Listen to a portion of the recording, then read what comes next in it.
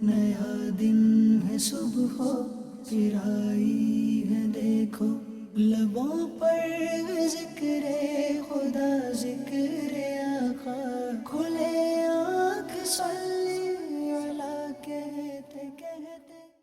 الحمدللہ رب العالمین والصلاة والسلام علی خاتم النبیین اما بعد، فاعوذ باللہ من الشیطان الرجیم، بسم اللہ الرحمن الرحیم۔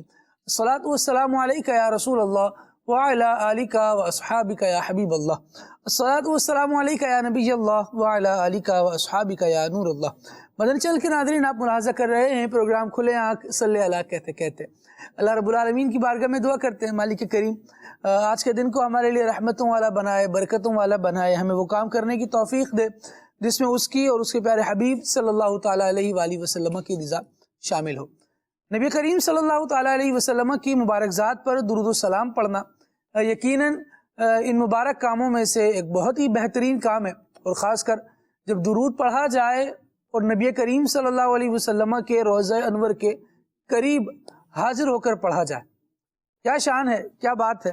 نبی کریم صلی اللہ تعالیٰ علیہ وآلہ وسلم نے ارشاد فرمایا، حضرت ابو ہریرہ رضی اللہ تعالیٰ عنہ اس کے راوی ہے، کہ عقائد عالم صلی اللہ تعالیٰ علیہ وآلہ وسلم نے فرمایا، جو میری قبر کے پاس آ کر مجھ پر درود بھیجتا ہے، اس کا درود میں بطور خاص خود سنتا ہوں، اور جو دور سے پڑھتا ہے وہ مجھے بتایا جاتا ہے۔ یعنی جو قبر کے قریب پہنچ کر نبی کریم صلی اللہ علیہ وسلم پر درود پڑھ رہا ہے، عقائد عالم صلی اللہ تعالیٰ علیہ وآلہ وسلم اس پر خاص توجہ فرما رہے ہیں اور اس کا خاص درود سن رہے ہیں۔ اللہ کریم جل وعلا ہمیں میٹھے مدینے کی بار بار با ادب با ذوق حاضری عطا فرمائے، اور نبی پاک علیہ الصلوۃ والسلام کی سنہری جالیوں کے روبرو کھڑے ہو کر بھی دست بستہ صلاۃ والسلام عرض کرنے کی سعادت عطا فرمائے۔ صلو علی الحبیب صلی اللہ تعالی علی محمد صلی اللہ علیہ وآلہ وسلم۔ آئیے سنتے ہیں تلاوت قرآن۔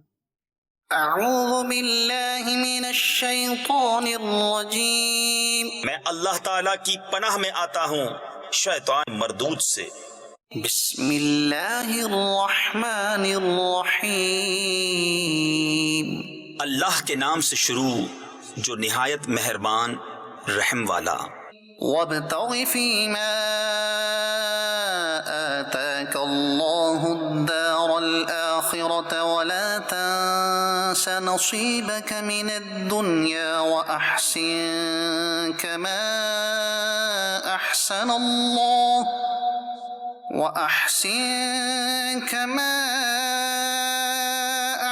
اللہ إلیک ولا تبغ الفساد فی الأرض۔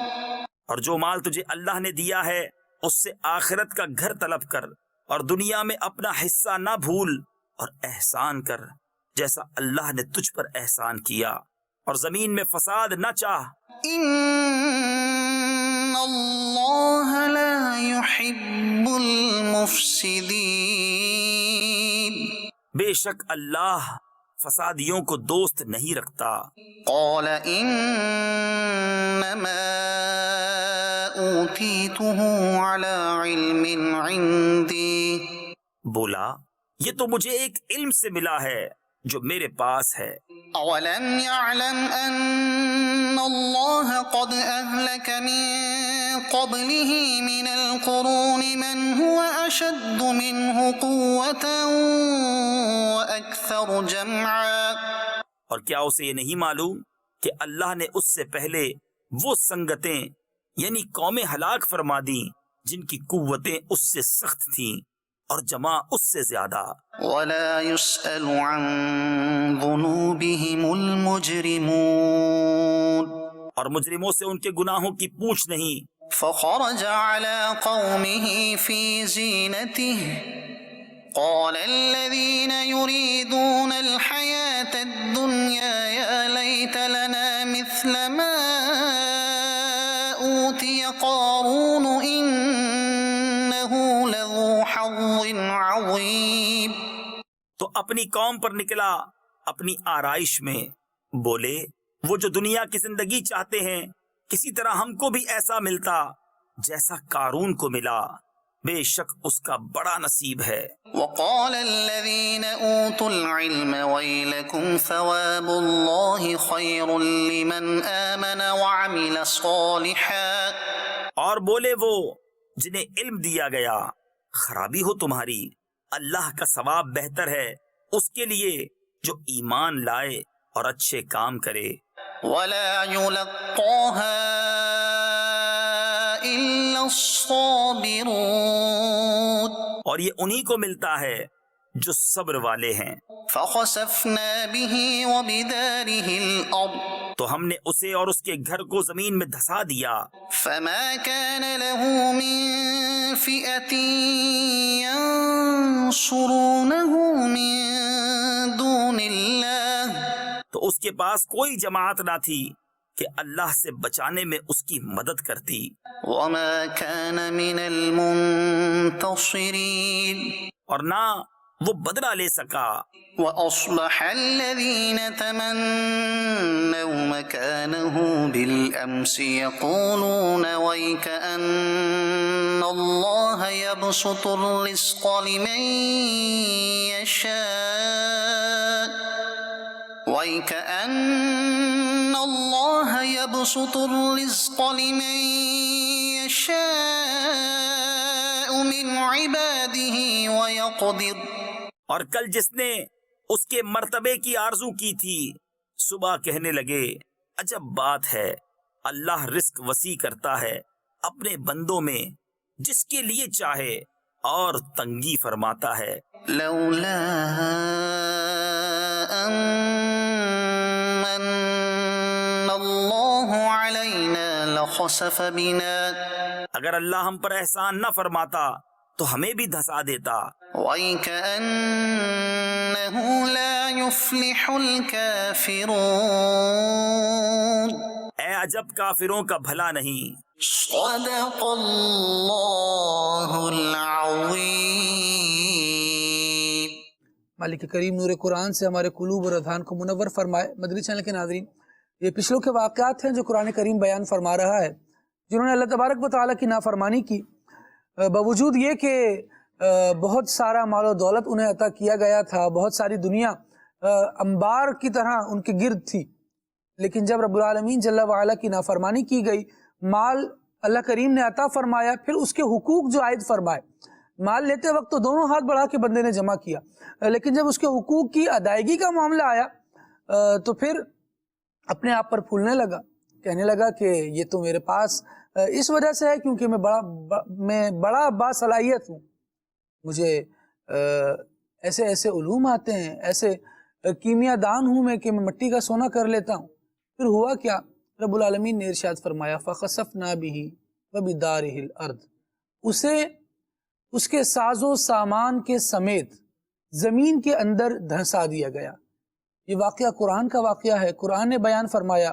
یہ بندہ قارون ہے جو رشتہ داریوں کے اعتبار سے تو بڑے رشتہ داریوں کا حامل تھا، اور حضرت موسیٰ علیہ السلام کا، اللہ کے نبی کا، کلیم اللہ کا رشتہ دار تھا، لیکن اس کے باوجود کیا ہوا کہ جب احکام الہی کا پاسدار نہیں رہا تو رب العالمین جل وعلا نے اسے عبرت کا نشان بنا دیا، بالخصوص جب نبی کے خلاف آ کر کھڑا ہو گیا اور اللہ کے نبی کو نعوذ باللہ رسوا کرنے کی سازشیں رچنے لگا۔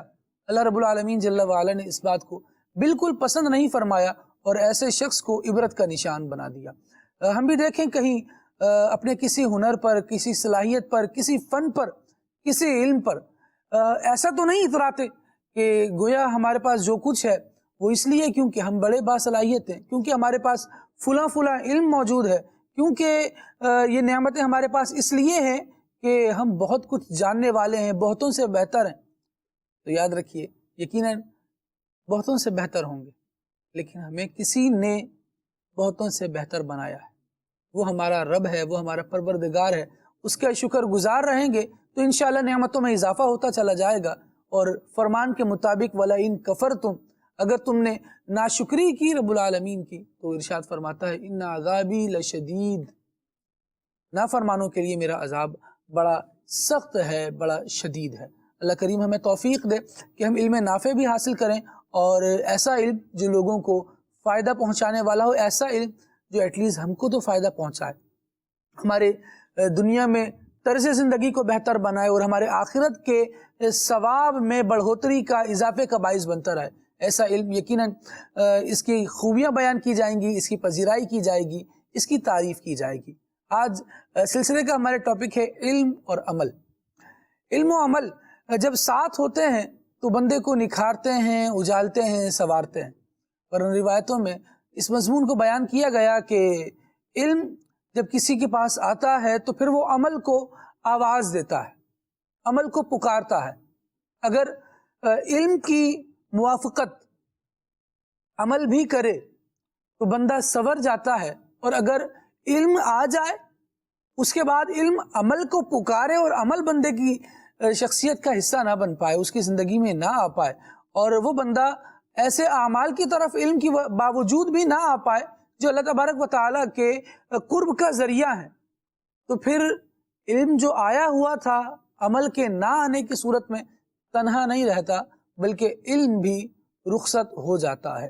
علماء نے پھر اس کی بعض مختلف تعبیرات بیان کی کہ یہ علم سعادت کے بجائے شقاوت اور بدبختی کی طرف لے جاتا ہے۔ آج انشاءاللہ علم اور عمل پر گفتگو کرنی ہے، علم کی اہمیت بھی انشاءاللہ عز و جل کوشش کی جائے گی کہ بیان کی جائے۔ ابھی وقار بھائی کی طرف بڑھتے ہیں اور کلام سنتے ہیں۔ صلو علی الحبیب صلی اللہ علی محمد صلی اللہ علیہ وآلہ وسلم۔ صلی اللہ علیہ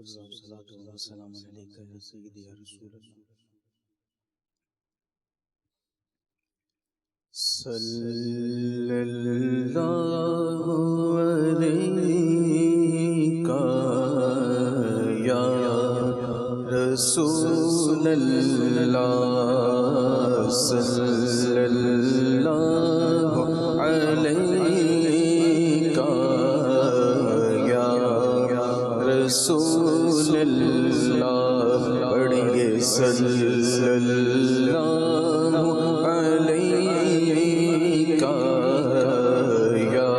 یا رسول اللہ، صلی اللہ علیہ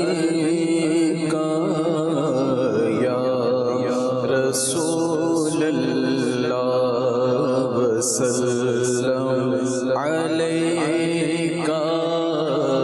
یا حبیب اللہ۔ تعریف جو میں کرتا ہوں خیر الانام کی،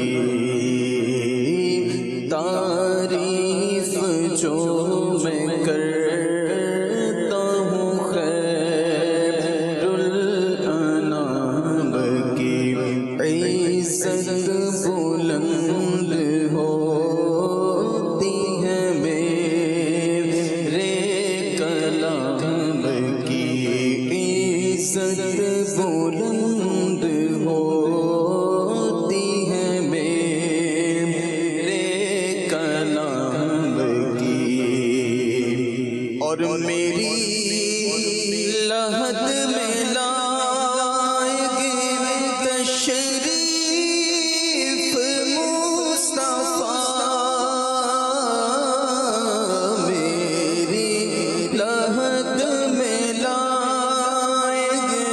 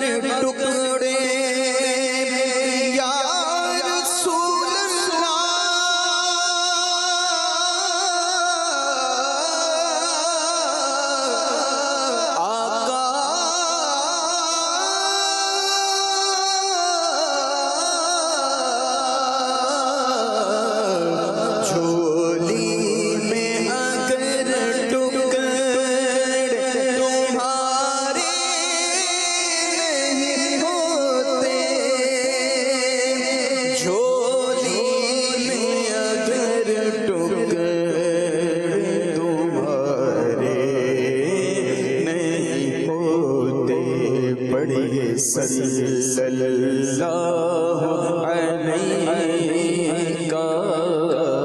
یا رسول اللہ وسلم علیہ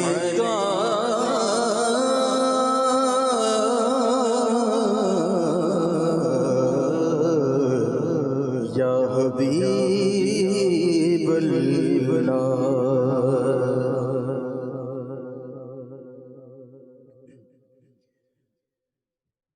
کیا کروں کہ یاد آتی ہیں سنہری جالیاں. کیا کروں کہ یاد آتی ہیں سنہری جالیاں. سنہری جالیاں کیا کروں کہ یاد آتی ہیں سنہری جالیاں. کیا کروں کہ یاد آتی ہیں سنہری جالیاں. کیا کروں کہ یاد آتی.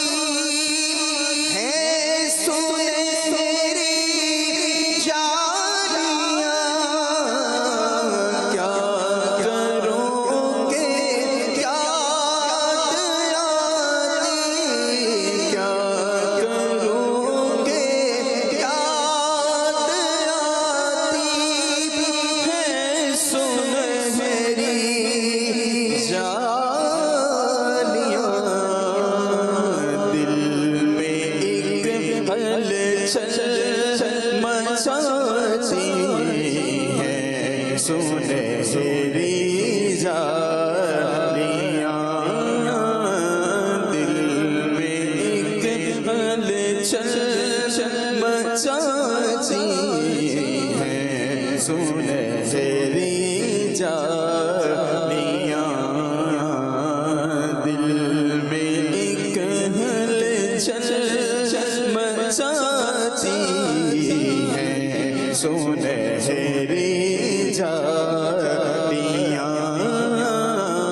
کیا کروں کہ یاد آتی ہیں سنہری جالیاں. اور پھوٹنے لگتی ہے پھر امید کی کرنیں نئی. پھوٹنے لگتی ہے پھر پھوٹنے لگتی ہے پھر امید کی کرنیں نئی. خواب آنکھوں میں جگاتی ہیں سنہری جالیاں. خواب آنکھوں میں جگاتی ہیں سنہری جالیاں. خواب آنکھوں میں جگاتی ہیں سنہری جالیاں. کیا کروں کہ یاد آتی ہیں سنہری جالیاں. اور زندگی بھر کی تھکن کو زندگی بھر کی تھکن کو دور کر دیتی ہے یہ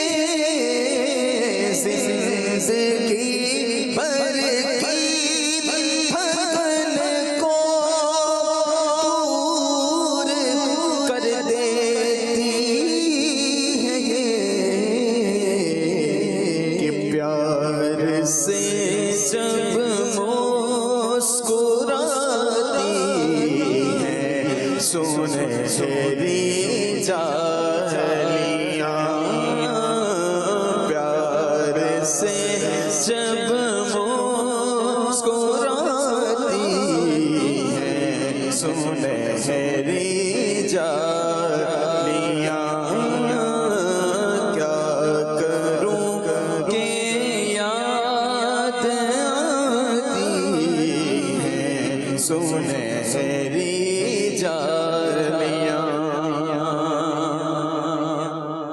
اور اپنی پلکوں سے انہیں میں چومتا ہوں دیر تک اپنی پلکوں سے انہیں میں اپنی پلکوں سے انہیں میں چومتا ہوں دیر تک دل میں جب بھی جگمگاتی ہے سنہری جالیاں دل میں جب بھی جگمگاتی ہے سنہری جالیاں دل میں جب بھی جگمگاتی ہے سنہری جالیاں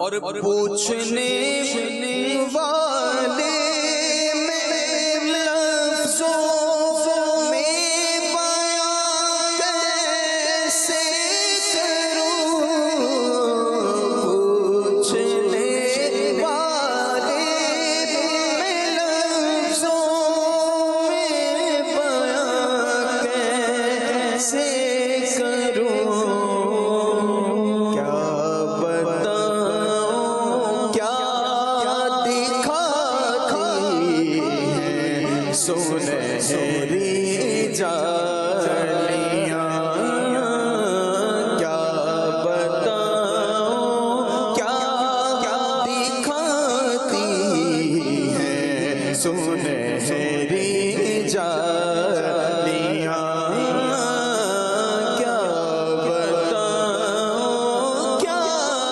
دکھاتی ہے سنہری جالیاں اور جو یہاں پہنچا جو یہاں پہنچا کی شفاعت پا گیا جو یہاں پہنچا کی شفاعت پا گیا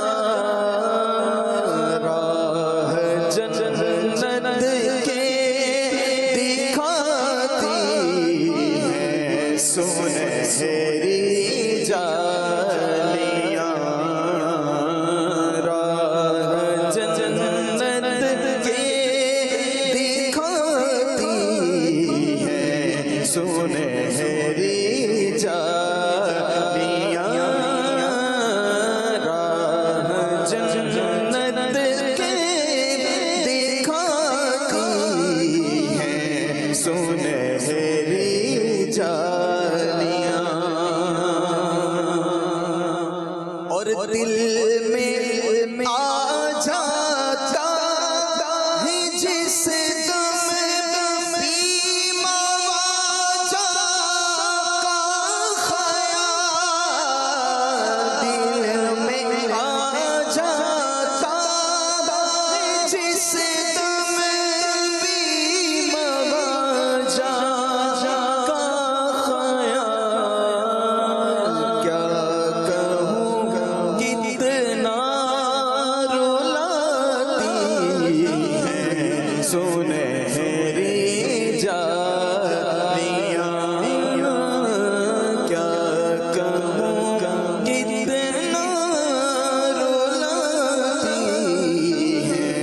سنہری جالیاں کیا کہوں کتنا رلاتی ہیں سنہری جالیاں کیا کروں کہ یاد آتی ہیں سنہری جالیاں دل میں ایک ہلچل مچاتی ہیں سنہری جالیاں سبحان اللہ سبحان اللہ۔ اللہ رب العالمین جل وعلا نبی کریم صلی اللہ تعالیٰ علیہ وآلہ وسلم کے روزہ مبارکہ کی حاضری عطا فرمائے، سنہری جالیاں دیکھیں اور پھر نبی پاک علیہ السلام پر درود و سلام بھی پڑھیں۔ اللہ کریم ایسی توفیق ہمیں عطا فرمائے۔ مدنی چینل کے ناظرین، سلسلے میں موضوع کی طرف آتے ہیں۔ آج موضوع رہے گا علم اور عمل۔ علم ایک ایسی عظیم شے ہے، ایسی بلند رتبے والی چیز ہے کہ اگر تاریخ پر نظر ڈالیں تو علم کی وجہ سے بہت ساری چیزیں اللہ رب العالمین جل وعلا کی نگاہ عنایت میں اور بلند مقام پاتی چلی گئی۔ حالانکہ علم سے نوازنے والا بھی اللہ رب العالمین ہے، اور بندہ جب یوں دیکھتا ہے کہ رب العالمین نے جسے علم عطا فرمایا پھر اسے اوروں سے جداگانہ حیثیت بھی دی اور بلند مرتبہ بھی عطا فرمایا۔ یوں تو حضرت آدم علیہ السلام اللہ رب العالمین کے برگزیدہ نبی ہیں، ان سے ہی آدمیت ہے، انسان انہی کے دم سے ہیں۔ لیکن رب العالمین جل وعلا نے ایک وقت ایسا بھی تھا کہ فرشتوں کو حکم دیا کہ آدم علیہ السلام کو سجدہ کریں۔ اس کا ایک ریزن بھی بتایا اور ایک شرف یہ بھی بیان فرمایا کہ آدم علیہ السلام کو جب یہ حکم دیا گیا کہ فرشتے انہیں سجدہ کریں تو آدم علیہ السلام کو اس سے پہلے کن چیزوں سے نوازا گیا؟ رب العالمین نے ارشاد فرمایا وَعَلَّمَ آدَمَ الْأَسْمَاءَ كُلَّهَا۔ حضرت آدم علیہ السلام کے فضل کو، ان کے شرف کو جب بیان کیا گیا اور اس کا اظہار فرشتوں پر فرمایا گیا تو وہ علم اسماء سے نوازنے کے بعد فرشتوں پر ان کے علم کا یوں اظہار فرمایا گیا کہ دیکھیں یہ تم سے زیادہ علم والا ہے، تم سے زیادہ فضیلت والا ہے۔ اسی طرح آگے چلیے تو حضرت خضر علیہ السلام یہ رب العالمین جل وعلا کی طرف سے علم لدنی سے سرفراز کیے گئے، اور پھر ایک وقت یہ آتا ہے کہ موسیٰ علیہ السلام علم سیکھنے کے لیے ان کے پاس حاضری دیتے ہیں، حالانکہ اللہ کے کلیم ہے، برگزیدہ نبی ہیں۔ حضرت یوسف علیہ السلام اللہ رب العالمین جل وعلا کے نبی گزرے، لیکن جب ان کی داستان کو پڑھتے ہیں، قرآن کریم میں سورہ یوسف کا بیان پڑھتے ہیں تو پتہ چلتا ہے کہ یوسف علیہ السلام پر آپ کی زندگی میں مختلف ادوار آئے، مشکل حالات آئے، لیکن ایک وقت پھر ایسا بھی آیا کہ آپ شاہ مصر بنے، مصر کے بادشاہ بنے۔ علماء نے اس کی ایک وجہ بیان کی جو قرآن مجید میں بھی بیان کی گئی، وہ یہ کہ رب العالمین جل وعلا نے حضرت یوسف علیہ السلام کو تعبیر کا علم عطا فرمایا تھا۔ حضرت سلیمان علیہ السلام یہ رب العالمین جل وعلا کے زبردست نبی گزرے، لیکن دیکھیے کہ انہیں ایک علم حاصل تھا، رب العالمین نے عطا فرمایا تھا، وہ یہ تھا کہ آپ پرندوں کی بولیاں سنا کرتے تھے اور ان سے گفتگو کیا کرتے تھے، ان کی بولیاں جانا کرتے تھے، سمجھتے تھے، بات چیت ان سے ہوتی تھی۔ اور اسی تسلسل کو اگر دیکھیے تو حضرت سلیمان علیہ السلام ہدہد سے مکالمہ کرتے ہیں، ہدہد جا کر پتہ لے کر آتا ہے ملکہ بلقیس کا، اور یوں ملکہ بلقیس اپنی قوم سمیت حضرت سلیمان علیہ السلام کے پاس حاضر ہوتی ہے اور دین کو قبول کرتی ہے۔ یوں بے شمار واقعات ہیں جو رب العالمین جل وعلا نے قرآن میں بھی بیان فرمائے، اور ایک ایسی چیونٹی کا واقعہ بیان کیا جو حضرت سلیمان علیہ السلام سے ہی مکالمہ کرتی ہے، اور سلیمان علیہ السلام اس کی بات سن کر تبسم بھی فرماتے ہیں۔ یہ کیا معاملہ ہے؟ سلیمان علیہ السلام اپنے لشکر کے ساتھ گزر رہے ہیں اور چیونٹی ان کو دیکھ کر ان کے لشکر کی آمد سے آگاہ ہو کر، اس پر خبردار ہو کر اپنی ساتھی چیونٹیوں کو کہتی ہے کہ چلو چلو جلدی جلدی اپنے گھروں کی جانب چلو، کہیں ایسا نہ ہو کہ سلیمان علیہ السلام اور ان کا لشکر ہمیں کچل دیں، ہمیں رون دیں، اور کیونکہ ہم اتنی چھوٹی سی مخلوق ہیں کہ زمین پر رینگ رہے ہیں اور ان تک وہ ہمیں یوں دیکھ نہ پائیں. یہ ایک علم تھا، یہ ایک احساس تھا، یہ ایک شعور تھا جس نے اس کو یہ بات کہنے پر یوں سمجھے مجبور کیا، یا جس کی بدولت یہ بات اس کے لبوں پر آئی. سلیمان علیہ السلام نے اس کی اس بات کو سنا، مسکرائے. رب العالمین جل وعلا نے قرآن مجید میں اس واقعے کو بیان فرمایا.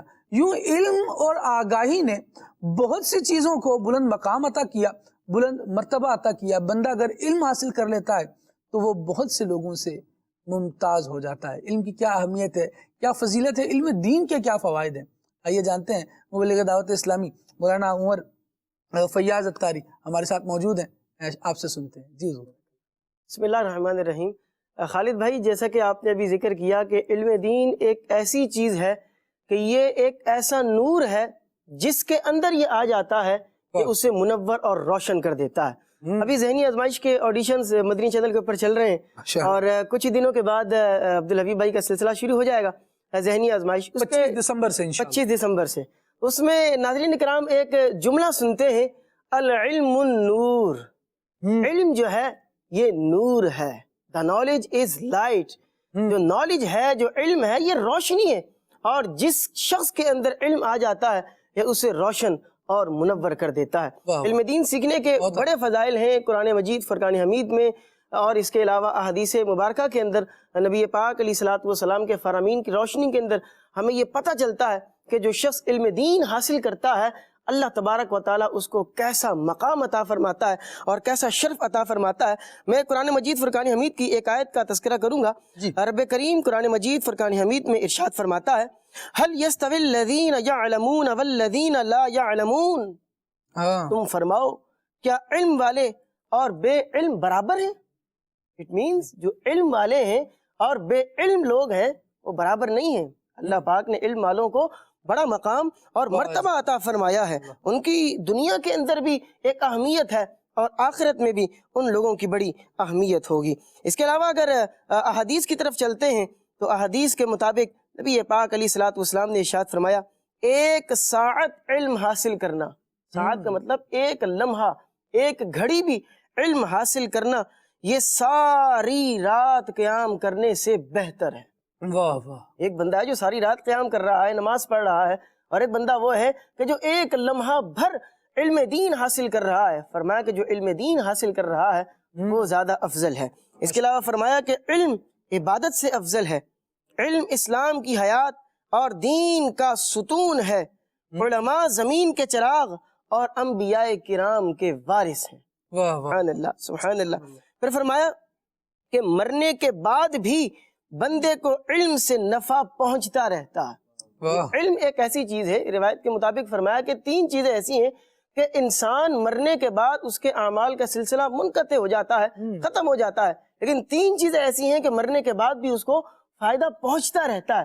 فرمایا ایک تو نیک اولاد ہے کہ بندہ زمین کے اندر ہے، اولاد کی تربیت اچھی کی ہے، اس کے مرنے کے بعد اولاد جب زمین کے اوپر عمل کر رہی ہوگی تو اللہ تبارک و تعالیٰ زمین کے اندر اس پر رحم و کرم فرما رہا ہوگا. سبحان اللہ. تو یہ اس کو برکتیں مل رہی ہوں گی. اس کے بعد دوسرا فرمایا کہ وہ عالم کہ جو اپنے علم پر عمل کرتا ہے، علم پر عمل کر رہا ہے، عالم ہے، اس نے طلباء چھوڑے ہیں، وہ طلباء علم دین سیکھ رہے ہیں. اگر کسی شخص نے کتاب لکھی ہے، انتقال کر گیا، وہ سینکڑوں سال گزر گئے، لیکن اس کی کتاب آج پڑھی جا رہی ہے، پڑھنے کے بعد لوگ اس سے یوں کہہ لیں کہ اصلاح کے مدنی پھول لے رہے ہیں. فرمایا کہ اس کو بندہ قبر کے اندر ہے لیکن ثواب اس کو پھر بھی کنٹینیوسلی مل رہا ہوتا ہے. اور پھر تیسرا فرمایا صدقہ جاریہ کہ بندے نے کیا تو ایک مرتبہ صدقہ تھا، مسجد کے اندر پیسے لگا دیے، اس نے جامعۃ المدینہ کی تعمیرات میں ایک مرتبہ پیسے لگا دیے. اٹ مینس کوئی بھی صدقہ جاریہ کا اس نے کام کر دیا ہے. انتقال کے بعد اللہ تبارک و تعالیٰ وہاں پر بندہ آ کے نماز پڑھ رہا ہے، کسی نے قرآن پاک کسی کو دے دیا، وہ بندہ قرآن پاک پڑھ رہا ہے، کسی طالب علم کو آپ نے کتاب لے کر دے دی، وہ جب تک کتاب پڑھ رہا ہے آپ مر گئے، آپ نے چند لمحوں کا کام کیا تھا اور وہ وقت گزرا تو آپ کی ایکٹیویٹی یوں ختم ہو گئی، لیکن اس کا ریوارڈ باقی ہے. ریوارڈ باقی ہے، آپ کو اس کا ثواب کنٹینیوسلی مل رہا ہے. سبحان اللہ. پھر اس کے بعد فرمایا کہ ایک فقیہ شیطان پر 1000 عابدوں سے زیادہ بھاری ہے۔ اللہ اللہ اللہ، اللہ اکبر۔ کیوں؟ اس کی اگر تشریح میں نے پڑھی کہ اس کا مطلب کیا ہے کہ ایک عالم جو ہے وہ 1000 عابدوں پر بھاری ہے، اس کی کیا وجہ ہے، اس کی کیا حکمت ہے؟ تو فرمایا کہ عابد جو ہے نا وہ اپنے نفس سے جہاد کر رہا ہوتا ہے، وہ عبادت تو کر رہا ہے، وہ اپنے نفس کو سنبھال رہا ہوتا ہے، لیکن جو عالم ہوتا ہے وہ بہت سارے لوگوں کی اصلاح کر رہا ہوتا ہے۔ وہ صرف اپنے نفس کی اصلاح نہیں کرتا، بلکہ وہ اگر ممبر پر بیٹھا ہے، وہ اگر درس دے رہا ہے، وہ بیان کر رہا ہے، تو وہ بہت سارے لوگوں کی اصلاح کر رہا ہوتا ہے۔ اسی لیے روایتوں کے مطابق جو شیطان ہے یہ اس کے بارے میں آتا ہے کہ یہ طالب علم کو بہکانے پر بڑا خوش ہوتا ہے، اور اگر کوئی طالب علم جو ہے وہ دین کے علم کے راستے سے ہٹ جائے تو شیطان کو اس سے بڑی خوشی ہوتی ہے۔ اس لیے کہ وہ علم دین حاصل کرے گا، اس کو آگے پھیلائے گا، وہ بات آگے اور پھیلتی جائے گی، تو شیطان کا جو مقصد ہے وہ تو فیل ہو جائے گا۔ پھر آگے بڑھتے ہیں اگلی روایت کی جانب۔ فرمایا کہ علم کی مجالس جنت کے باغات ہیں۔ سبحان فرمایا علم کی طلب میں کسی راستے پر چلنے والے کے لیے اللہ جنت کا راستہ آسان فرما دیتا ہے۔ کیا بات۔ اور ایک اور روایت جس کو سن کر بڑا ایمان تازہ ہوگا، فرمایا کہ قیامت کے دن شہیدوں کے خون کو تولا جائے گا اور علماء کی قلم کی سیاہی کو تولا جائے گا۔ اللہ اکبر۔ وہ سیاہی جو انہوں نے علم دین حاصل کرنے کے لیے وہ قلم استعمال کیا یا کتاب لکھنے کے لیے وہ قلم کو استعمال کیا، فرمایا کہ اس سیاہی کو بھی تولا جائے گا اور شہیدوں کے خون کو بھی تولا جائے گا۔ تو جب تولا جائے گا تو علماء کرام کی جو سیاہی ہے وہ شہیدوں کے خون کے اوپر حاوی ہو جائے گی۔ سبحان اللہ، کیا سبحان اللہ، کیا بات۔ رب العالمین فضائل ہیں، سبحان اللہ، ہمیں توفیق دے کہ ہم علم حاصل کرنے والے بن جائیں۔ آمین۔ اور یہ روایتیں مدنی چینل کے ناظرین، نبی کریم صلی اللہ تعالیٰ علیہ وآلہ وسلم نے صحابہ کو ترغیبات ارشاد فرمائی، اور یعنی انہی سے وہی ایسنس ہے یہ جو پھر صحابہ بھی اپنے اقوال میں بیان فرماتے رہے، علماء بھی بیان فرماتے رہے۔ اصل جو اس کی تحریک ہے نبی کریم صلی اللہ تعالیٰ علیہ وآلہ وسلم کی عطا فرمودہ ہے۔ اور آپ دیکھیں کہ دین اسلام اور بانی اسلام یعنی نبی کریم صلی اللہ تعالیٰ علیہ وآلہ وسلم اس کو زیادہ پسند فرماتے ہیں جو علم حاصل کرنے والا ہوتا ہے۔ یعنی اسلام یوں علم کو پروموٹ کرتا ہے۔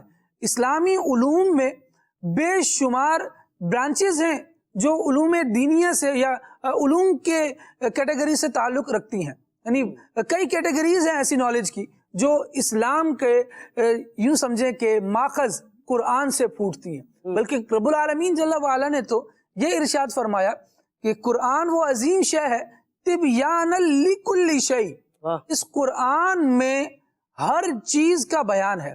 جس طرح کا علم رکھنے والا، جس طرح کا فن رکھنے والا، جس طرح کا ماہر آدمی جب قرآن کی طرف متوجہ ہوتا ہے، علوم قرآن کو جانتا ہے کہ قرآن کیا کہتا ہے، تو پھر اس پر آشکار ہوتا ہے کہ قرآن یقیناً علم والوں کے فضائل کو بیان کر رہا ہے، قرآن علم والوں کی پذیرائی کر رہا ہے، اور خاص کر وہ علوم جو بندے کو اللہ تبارک و تعالیٰ کی معرفت دلا رہے ہیں۔ اب دیکھیے کہ بندہ اگر زندہ رہے، لمبی زندگیاں گزارے اور طول و عرض کا، دور دراز کا سفر کرے، بہت ساری چیزوں کو دیکھے، اس کا اگر صرف دیکھنا تفریح کے لیے ہے تو بہرحال ایک کام تو اس کا ہو گیا، اس کو تفریح بھی میسر آئی، لیکن یہی اسفار اس کے اللہ تبارک و تعالیٰ کے فرمان پر عمل کرنے کے لیے ہیں کہ رب العالمین نے ارشاد فرمایا سیروا فی الارض، زمین کی سیر کرو۔ اب یہ زمین میں سیر کر رہا ہے تو کیا کر رہا ہے کہ رب العالمین جل وعلا نے ارشاد فرمایا کہ دیکھو پچھلوں کا کیسے انجام ہوا، زمین اور آسمان کی پیدائش پر غور کرو۔ کیسے غور کرو کہ رب العالمین جل وعلا نے ان میں کیا نشانیاں بنائی ہیں، بلکہ خود ارشاد فرمایا کہ اس میں تو عقل مندوں کے لیے نشانیاں ہیں۔ فرمایا ان فی خلق السماوات والارض واختلاف اللیل والنہار لآیات لأولی الالباب، زمین اور آسمان کی پیدائش اور رات اور دن کے تبدیل ہونے میں عقل مندوں کے لیے نشانیاں ہیں۔ یہ عقل مند کون ہے؟ نہ دیکھنا تو سب کا ہی ہے، نظارہ تو ہر کوئی کر رہا ہے، لیکن عقل مند وہ ہیں جو علم رکھنے والے ہیں، جو چیزوں کو دیکھنے کے بعد یہ جان رہے ہیں کہ یہ چیز تو موجود ہے، اس چیز کا کوئی بنانے والا بھی ہے۔ کس نے بنایا ہے؟ اب جس نے بنایا ہے، آسمان کی طرف نظر دوڑائے بندہ تو اسے کس نے بنایا ہے؟ قرآن بتاتا ہے کہ اللہ نے بنایا ہے، اور یہ ذات، یہ چیز خود دلالت کرتی ہے کہ میں خود سے تو موجود نہیں ہوں، میرا کوئی بنانے والا ہے. یہ معرفت کا ایک سفر کہلاتا ہے. کوئی بنانے والا ہے. اب وہ کوئی کون ہے جب بندہ اس کے ادراک کی طرف بڑھتا ہے، قطع نظر اس کے کہ وہ مسلم ہے یا غیر مسلم. مسلم ہے تو وہ ظاہر یہ اعتقاد رکھتا ہے، تبھی مسلمان ہے کہ ان ساری چیزوں کو اللہ رب العالمین نے پیدا فرمایا. لیکن دنیا میں موجود علوم کی مختلف برانچز کے ساتھ بھی بندہ اگر آگے بڑھتا ہے، تفسیر صراط الجنان میں بھی اس بات کو بڑا واضح طور پر بیان کیا گیا کہ یہ مختلف قسم کے علوم جس میں بندہ آسمان کے بارے میں جانتا ہے، زمین کے بارے میں جانتا ہے، ان میں موجود اشیاء کی حقائق کو جاننے کی کوشش کرتا ہے. وہ سارے علوم اگر اس لیے حاصل کیے جائیں کہ اس سے رب العالمین کی معرفت بڑھے، اس کی توحید کے دلائل بندہ مزید سیکھے اور اللہ رب العالمین پر ایمان اس کا مزید مضبوط ہو، فرمایا یہ تو اہم ترین علوم میں سے ہے جن کا سیکھنا دنیا میں بھی فائدہ دے گا، آخرت میں بھی فائدہ دے گا، کہ یہ رب العالمین جل وعلا کی معرفت سکھا رہے ہیں. لیکن مدنی چینل کے ناظرین، بہت ساری چیزیں کائنات میں اپنے وجود کے ساتھ یہ احساس دلا رہی ہیں کہ کوئی ہے جو بنانے والا ہے. لیکن ہم ذرا اس نہج پر بھی آ کر بات کریں کہ ہمارے یہاں علم حاصل کرنے کے ذرائع کیا ہیں، کس طرح سے ہم علم حاصل کر رہے ہیں، کیسے سیکھ رہے ہیں، کیسے سکھایا جا رہا ہے. الحمدللہ عز و جل دعوت اسلامی علم کے حوالے سے جو زبردست کام کر رہی ہے، تھوڑی سی ہم چاہیں گے کہ آگاہی اس سے بھی ہم دیتے چلے جائیں کہ جو کچھ ہم دیکھ رہے ہیں دعوت اسلامی کے مدنی علماء، یہ مدنی علماء کون ہیں؟ یہ دعوت اسلامی کے بنائے ہوئے جامعات المدینہ میں علم دین کی تکمیل کرنے والے، جو مروجہ درس نظامی کی کتابیں ان کو کمپلیٹ کر اس کورس کو مکمل کر کے آگے آنے والے افراد، یہ مدنی علماء کہلاتے ہیں. ظاہر ہے ایک فیکٹری، نالج فیکٹری قائم ہے اور اس میں آنے والے، اس سے پاس آؤٹ ہونے والے یہ علماء بن رہے ہیں. اسی طرح ان افراد کو دیکھا جائے جو آج حفاظ ہیں، قرآن کریم کو یاد کرنے والے ہیں، تو الحمدللہ عز و جل دعوت اسلامی اس لحاظ سے بھی کام کر رہی ہے. اگر دنیاوی نالج کو دیکھا جائے تو اللہ کا شکر ہے دعوت اسلامی ایک زبردست تعلیمی نظام دارالمدینہ کی صورت میں رکھتی ہے اور کام کر رہی ہے.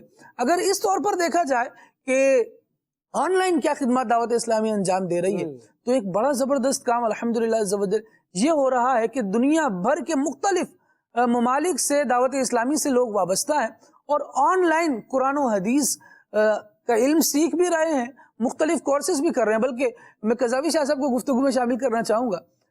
بہت سی ایسی چیزیں ہیں جو شاید پہلے نہیں ہوتی رہیں، لیکن اللہ کا فضل ہے دعوت اسلامی وہ کر رہی ہے. اور یہاں میری مراد نابینا، یعنی جو وہ افراد جو دیکھ نہیں سکتے وہ بھی عالم دین بنے، ان کے لیے بھی الحمدللہ عز و جل دعوت اسلامی جامعۃ المدینہ تیار کر رہی ہے. کیا ارشاد فرمائیں؟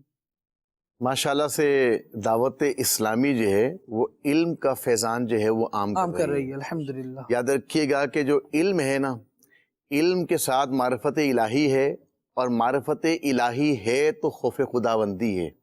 اچھی بات. نبی پاک علیہ السلام نے ارشاد فرمایا کہ اللہ تبارک و تعالی کی قسم کہ میں سب سے زیادہ اللہ تبارک و تعالیٰ کی معرفت رکھنے والا ہوں، سبحان اللہ. اور سب سے زیادہ اللہ تبارک و تعالیٰ سے ڈرنے والا ہوں.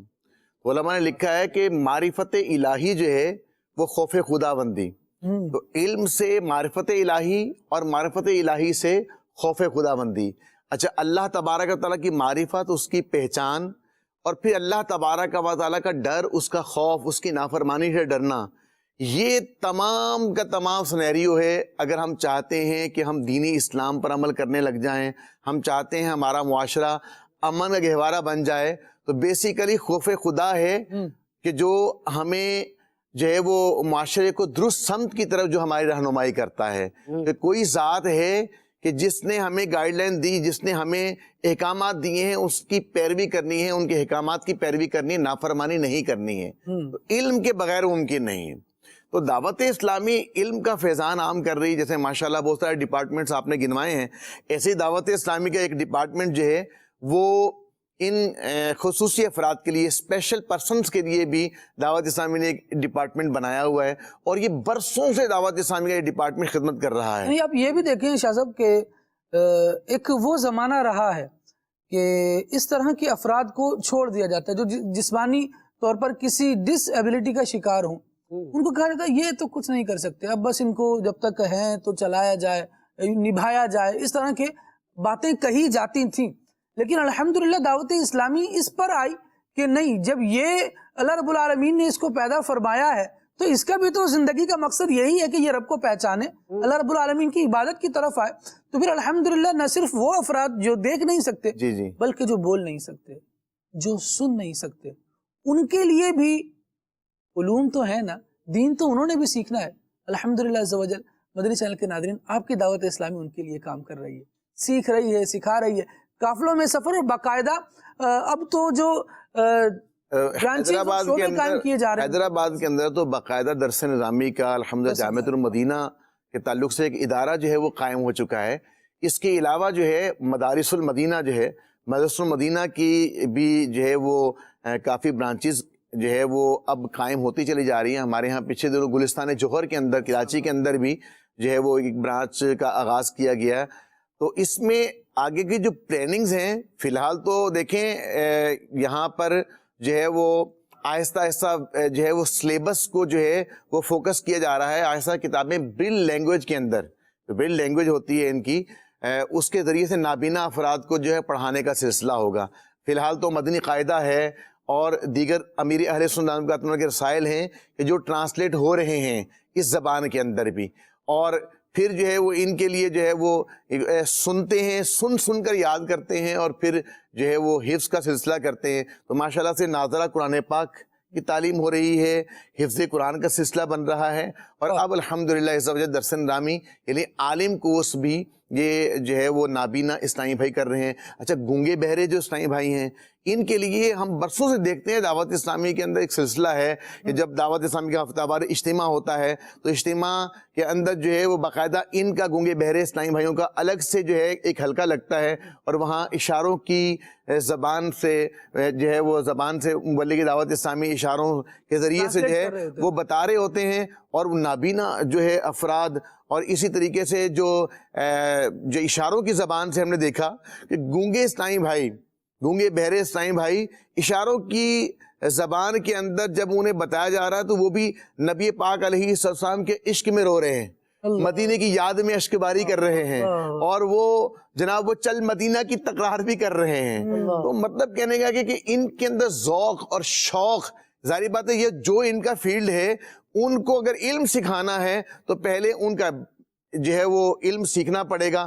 ایسے اسلامی بھائی دعوت اسلامی کے مبلغین موجود ہیں کہ جو خود تو نابینا نہیں ہیں، یا خود وہ گونگے بہرے نہیں ہیں، خود اسپیشل پرسن نہیں ہیں، لیکن اسپیشل پرسن کی فلاح و بہبود کے لیے، ان کو ایجوکیٹ کرنے کے لیے، ان کو علم دینے کے لیے، ان کو قرآن کا علم دینے کے لیے، ان کو حدیث کا علم دینے کے لیے، نبی پاک علیہ السلام کی سنت سکھانے کے لیے انہوں نے باقاعدہ جو ہے وہ کورسز کیے ہیں، اور کورسز کرنے کے بعد انہوں نے نہ صرف اشاروں کی زبان کو سیکھا ہے، اور سیکھ کر ماشاءاللہ عز و جل وہ اس فیلڈ میں اترے ہیں اور ان اسلامی بھائیوں کی تربیت کا سلسلہ کر رہے ہیں. اور آج الحمدللہ ہمارے پاس جو ایسے اسلامی بھائی ہیں جو سماج سے یعنی گونگے بہرے ہیں، بولنے سے اور سماج سے محروم ہیں، وہ بھی ماشاءاللہ مبلغ بن چکے ہیں، اور وہ مبلغ بن کر ان افراد کے اندر جو ہے وہ دین کا کام کر رہے ہیں. تو دیکھیں دین کا کام کر رہے ہیں، اگر کوئی جو ہے وہ اسپیشل پرسن جو ہے اگر وہ عالم بن جاتا ہے، اگر وہ حدیث کا علم رکھنے والا بن جاتا ہے، اگر وہ حافظ قرآن بن جاتا ہے، اگر وہ درست قرآن پاک پڑھنا جان جاتا ہے، اگر وہ اچھا ٹیچر بن جاتا ہے، علم ہے تو یہ سارے فیلڈ اس کے لیے کھلے ہیں نا. اگر وہ اچھا ٹیچر بن جاتا ہے تو ایک معاشرے کا ایک معزز شہری بن کر اور ایک بہترین جو ہے وہ کوئی نہ کوئی فیلڈ اور ڈپارٹمنٹ کو وہ اپنا کردار وہاں پر وہ ادا کرے گا. ایک معاشرے کا ایک معزز شہری بننے کے ساتھ معاشرے کی ترقی میں، معاشرے کی فلاح و بہبود کے اندر وہ اپنا کردار ادا کرے گا. آپ یہ سمجھ لیں کہ اسپیشل پرسن اگر کسی ایک کو آپ نے درست سمت پہ چلا دیا، ان کی اس ڈس ایبلٹی کو سمجھ لیں کہ رکاوٹ اس میں نہیں، اس کی ترقی میں رکاوٹ نہیں آنے دی ہے، تو ایک تو یہ ہے کہ وہ جو معاشرے کے اوپر ایک طرح کا بوجھ تھا جو شخص، اور وہ کسی کے آگے ہاتھ پھیلاتا خدا نہ خواستہ، وہ معاشرے کا ایک سمجھ لیں کہ ایک طرح کا بوجھ تھا جس کو دوسروں نے اٹھانا تھا. تو دعوت اسلامی نے اس فرض کو، دعوت اسلامی کے شعبہ جو اسپیشل پرسن ہیں، انہوں نے اس معاشرے کے فرد کو اٹھا کر اب ماشاءاللہ ایک فعال شہری بنا دیا. تو اب وہ اپنی فلاح و بہبود کے لیے خود کام کر رہا ہے، بلکہ کسی ڈپارٹمنٹ کی خدمت کر رہا ہے. اب اس کی خدمت یہ سمجھ لیں اگر وہ کام کرے گا کسی بھی ادارے کے اندر، ادارے کی ترقی کا باعث بنے گا، اس شہر کی ترقی کا باعث بنے گا، اس ملک کی ترقی کا باعث بنے گا. تو دعوت اسلامی یوں ڈس ایبل افراد کی جو ہے ان کو معاشرے کا ایک اہم جو ہے وہ سمجھ لیں کہ ایک ورکر اور ایک کام کرنے والا جو ہے وہ شہری بنا رہی ہے. اللہ تبارک و تعالی ہمارے اسپیشل پرسن ڈپارٹمنٹ کو ترقی اور عروج عطا فرمائے. اور جو خاص طور پہ سائیں بھائی جو چاہتے ہیں کہ ہم خدمت کریں، جناب ان لوگوں کی خدمت کریں، تو میں انہیں بھی دعوت دوں گا کہ دعوت اسلامی کی عالمی مدنی مرکز فیضان مدینہ میں اسپیشل ڈپارٹمنٹ کے تحت الحمدللہ کورسز کا بھی سلسلہ ہوتا ہے. کفل مدینہ کورس، اشاروں کی زبان کا کورس، تو یہ کورسز ہوتے ہیں. تو ہمیں چاہیے اگر یہ سمجھتے ہیں کہ ہم ان افراد میں جا کر کام کریں تو پہلے ان افراد میں کام کیسے کرنا ہے، پہلے ان کی زبان سیکھیے، پھر ان کے ساتھ مل کر کام کریے. دیکھیے دکھی انسانیت کی خدمت بھی ہے، اس میں ملک کی فلاح و بہبود بھی ہے، اس میں یہ ساری برکتیں ہیں. بیسیکلی کیا ہے کہ ہم جڑ جائیں دعوت اسلامی کی دینی ماحول سے اور اس ڈپارٹمنٹ کے تحت رہ کے کام کریں، سیکھیں اور پھر علم کا فیضان دنیا بھر میں عام کریں. واہ واہ ماشاءاللہ، بہت زبردست آپ نے گفتگو فرمائی. شاہ صاحب اللہ کریم برکت عطا فرمائے. 21 دسمبر سے کورس شروع ہونے جا رہا ہے، کون سا کورس ہے یہ؟ آئیے ایک تشہیری گلدستہ دیکھتے ہیں. آنکھیں اللہ پاک کی بہت بڑی نعمت ہیں، اور جو لوگ اس نعمت سے محروم ہیں انہیں بہت سی مشکلات کا سامنا ہوتا ہے. دینی کام ہو یا دنیاوی، آنکھوں کا بڑا کردار ہے. اسی بات کو مد نظر رکھتے ہوئے عاشقان رسول کی دینی تحریک دعوت اسلامی نابینا افراد کے لیے 7 دن کا رہائشی فیضان نماز کورس شروع کرنے جا رہی ہے. تو کراچی والوں کے لیے اب بڑی خوشخبری. عالمی مدنی مرکز فیضان مدینہ کراچی میں انشاءاللہ 21 دسمبر 2022 بروز بدھ سے 7 دن کا رہائشی فیضان نماز کورس کا آغاز ہونے جا رہا ہے، جس میں نماز کے شرائط و فرائض، واجبات اور نماز کا عملی طریقہ، اس کے علاوہ اور بہت کچھ سکھایا جائے گا. تو پھر جلدی کیجئے، اس کورس میں داخلہ لینے کے خواہش مند عاشقان رسول اس نمبر پر رابطہ کیجئے 03118328 ماشاءاللہ، اللہ کریم برکت دے اور ہمیں خدمت دین کے لیے یوں مختلف کورسز کرنے کی بھی توفیق عطا فرمائے. اور بالخصوص اگر آپ اپنے اطراف میں کسی ایسے افراد کو جانتے ہیں جو اس کورس کو کر سکیں اور جو شرائط بیان کی گئیں ان پہ پورا اترتے ہوں، تو ضرور فیضان مدینہ لے آئیے اور اس نمبر پر رابطہ کر کے مزید رہنمائی آپ حاصل کر سکتے ہیں. اللہ کریم ہمیں توفیق دے کہ ہم علم کی شمع کو مزید جلانے والے بنیں. علم ہوگا تو انشاءاللہ عمل بھی آتا چلا جائے گا. اللہ کریم ہمیں توفیق دے اور علم نافع عطا فرمائے. آئیے آپ کی کچھ کال شامل کرتے ہیں پھر آگے بڑھتے ہیں. میرا نام حافظ شعیب علی اختاری ہے اور میں گجرانوالہ سے بات کر رہا ہوں. مجھے کھلے آنکھ صلی علیہ سلسلہ بہت اچھا لگتا ہے. ہم دیکھتے بھی ہیں ماشاءاللہ. اللہ پاک خالد بھائی آپ کو تندرستی والی لمبی زندگی عطا فرمائے. سلمان بھائی کو بھی اللہ پاک استقامت عطا فرمائے. مجھے نہ سنا دیں مجھے در پہ پھر بلانا مدنی مدینے والے. ماشاءاللہ، جزاک اللہ. آپ کی دعاؤں کا بہت شکریہ. اللہ کریم آپ کو بھی برکت دے اور ہم سب کو اپنے دین کی خدمت کے لیے قبول فرمائے. مزید کال دیجیے. محمد عاقب رضا تاجی قصور سے مجھے وقار بھائی سے عرض ہے مجھے یہ والا کلام سنا دیجیے. مدینے قافلے جاتے ہیں میں بھی آؤں گا. سبحان اللہ، ماشاءاللہ ماشاءاللہ، زبردست. مزید. کیل قادری بات کر رہا ہوں. میری فرمائش یہ ہے کہ مجھے یہ نہ سنا دیں بلال ہو پھر مجھے اے شاہ بحر و بر مدینے میں. جزاک اللہ خیرہ. ماشاءاللہ، اللہ پاک برکت دے. میسج ہے سلام بہاولپور سے، کلام سنا دیں یا رسول اللہ انظر حالنا. واہ جی واہ، زبردست. گجرانوالہ سے میسج ہے اور کہا جا رہا ہے وقار بھائی سیر سے یہ کلام سنا دیں یا رسول اللہ انظر حالنا. پہلے عربی میں ہی لکھا ہوا تھا، اب رومن میں لکھا ہوا ہے. ٹھیک ہے، اچھا جی. وقار بھائی سے ریکویسٹ ہے آ میڈا ڈھولا یہ کلام سنا دیں. ماشاءاللہ، نبی کا لب پر جو ذکر ہے اس کلام کی فرمائش بھی ہے. اور ٹھیک ہے جی، چیچا وطنی سے میسج ہے اور آ میڈا ڈھولا اسی کلام کی فرمائش ہے. زبردست. مزید بھی کچھ گفتگو لکھی ہے وہ میں نے پڑھ لی ہے. اچھا جی، وقار بھائی سے عرض ہے یہ کلام سنا دیں، حشر میں خود کو جو دیکھوں گا. واہ جی واہ. پڑھو درود، سارے پڑھو درود، اج سرکار آ گئے. اس کلام کی بھی فرمائش ہے. جڑا والا سے میسج ہے، یہ کلام سنائیے. منقبت سنا دیں، مسلک کا تو امام ہے. اور نعت خواں اسلامی بھائی کو کہیں یہ کلام سنا دیں. صبح طیبہ میں ہوئی بٹتا ہے باڑا نور کا. اسلام آباد سے میسج ہے، اس سے رضا ہیں. ٹھیک ہے جی. مدینہ چھوڑ آئے ہیں، مدینہ چھوڑ آئے ہیں، یا چھوڑ کے آپ کا دیار جائیں تو جائیں کس طرح، یہ کلام سنا دیں. ٹھیک ہے جی. اللہ پاک آپ سب کو برکت عطا فرمائے. کچھ کالز مزید لیتے ہیں پھر آگے بڑھتے ہیں. مجھے یہ نہ سنا دیں، خود دنیا سے بچا یا رب. واہ واہ واہ واہ، سبحان اللہ. مزید مجھے یہ والا کلام سنا دے. حشر میں خود کو جو دیکھوں گا تو بکھر جاؤں گا، آپ نے اگر نہ سنبھالا تو کدھر جاؤں گا. سبحان اللہ. حاجی امین صاحب ہیں، ان کی فرمائش ہے ماشاءاللہ، کہہ رہے ہیں کہ قربان میں ان کی بخشش کے یہ کلام سنا دیں. مزید کال دیجئے. امام اہل سنت کا یہ کلام سنا دے. چمنے طیبہ میں سنبل جو سواریں گے سو. جزاک اللہ خیرہ. انشاءاللہ اللہ کریم برکت دے. ایک کاش تصور میں مدینے کی گلی ہو، اس کلام کی فرمائش ہے. اور ایک میسج ہے گجرا والا سے. میسج میں پورا پڑھ دیتا ہوں اور اللہ کریم رحمت کی نظر فرمائے. میں ایک گجرا والا سے ہوں، میرے اور پھر بیمار ہیں. اب وہ کون بیمار ہیں، بچے، والد، والدہ، یہ مینشن نہیں ہے. اللہ کریم رحمت کی نظر فرمائے اور جسمانی مریضوں کو اللہ شفا دے دے. اچھا ہے فقط وہ جو بیمار مدینہ ہے. اللہ کریم ہمیں توفیق دے کہ مدینہ کی محبت ہماری بڑھتی رہے اور بیمار مدینہ جسے کہا جاتا ہے وہ ہم بنے، اور ہمارے جسمانی مریضوں کو اللہ کریم رحمت کی نظر فرمائے اور شفا کاملہ سے نوازے. اچھا جی، اس میں میسج میں ہے ان کی سلامتی کے لیے دعا کر دیں اور مجھے یہ کلام سنا دیں. سوئے طیبہ جانے والوں مجھے چھوڑ کر نہ جانا. شاکر رضا طاری ملیر سے. اب تو بس ایک ہی دھن ہے مدینہ کہ مدینہ دیکھوں. واہ جی واہ. چلیں جی، کچھ کال دیجئے مزید. کلام سنا دے. یا نبی سب کرم ہے تمہارا، یہ جو وارے نیارے ہوئے ہیں کافی بار یہ عرض کر چکے ہیں. ارے بھائی سنا دیں بھائی، کافی عرض کر چکے ہیں. اللہ کریم خیر فرمائے. دل برداشتہ نہیں ہوا کریں، آپ کی آواز میں تھوڑی سی دل برداشتگی لگ رہی ہے. اللہ کریم برکت دے. وقار بھائی کی طرف بڑھتے ہیں اور کچھ فرمائشیں شامل کرتے ہیں.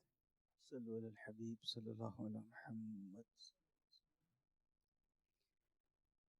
یا نبی سب کرم ہے تمہارا، یا نبی سب کرم ہے تمہارا، تمہارا یا نبی سب کرم ہے تمہارا.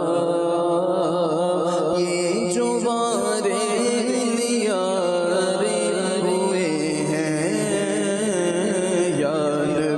سب کرم ہے تمہارا، تمہارا یا نبی سب کرم ہے تمہارا. یہ جو وارے نیارے ہوئے ہیں، اب کمی کا تصور بھی کیسا، اب کمی کا تصور بھی کیسا.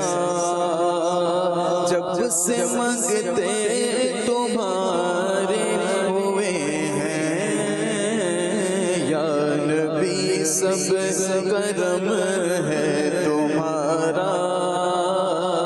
یہ جو وارے نیارے ہوئے ہیں،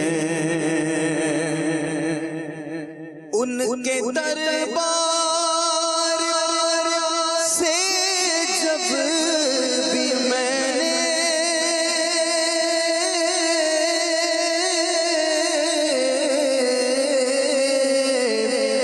پنجتن کے وسیلے سے مانگا، پنجتن کے وسیلے سے مانگا. مجھ کو خیرات فوراً ملی ہے، مجھ کو خیرات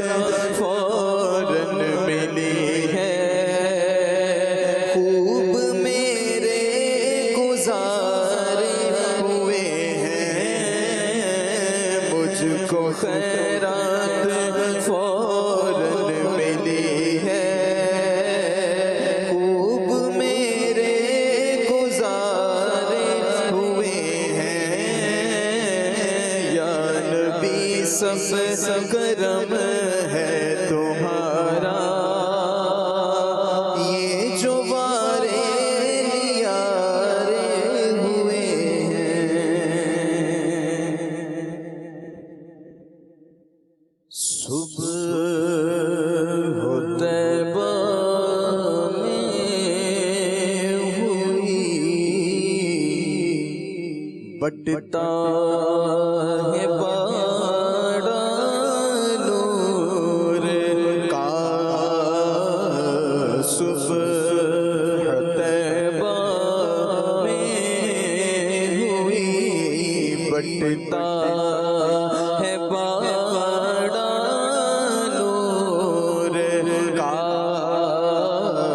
صبح طیبہ میں ہوئی، بٹتا ہے بڑا نور کا، سس کلینے نور کا آیا ہے تارا نور کا،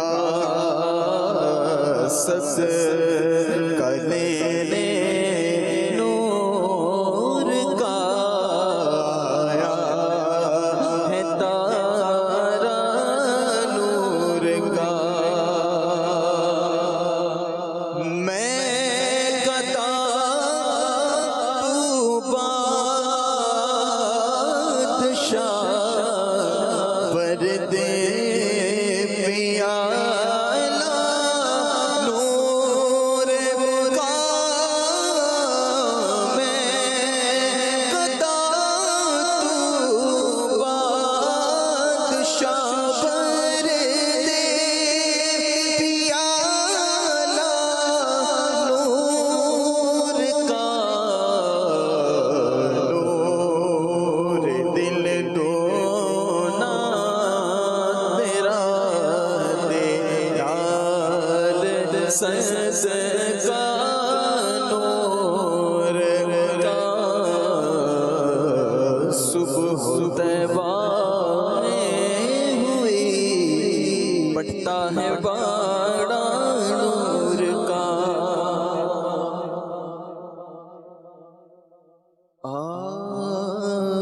میں ڈڈولا کراں بیٹھے زاری، میں ڈڈولا کراں بیٹھے زاری،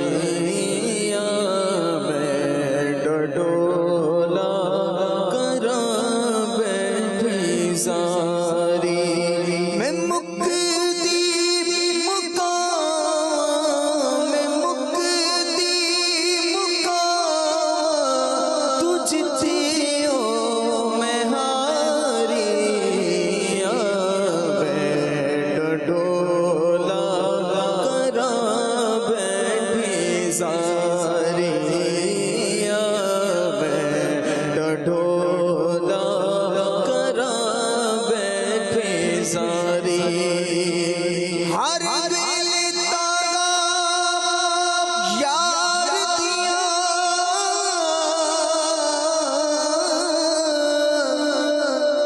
بیٹھی رو رو کاغ اڈاواں، فالاں پواں میں تے قاصد بھیجاں، میں ڈٹھی گیا حال بیمارا، یار بنا ہن جیو کوڑے، اتے اندر درد ہزاراں،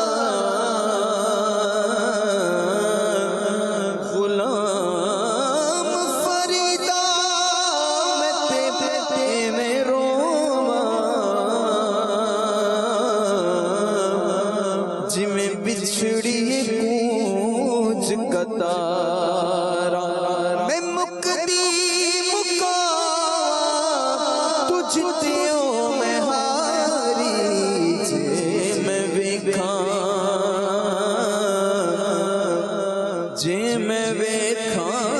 मेरा यार न वेखे जे मैं वेखा ओ मेरा यार न वेखे ते जे ना वेखा ओ वेखे एडे बख्त किथों मैं ले आवां ओ मेरे वेखण दे बिच वेखे यार ता तेरे अंदर वसदा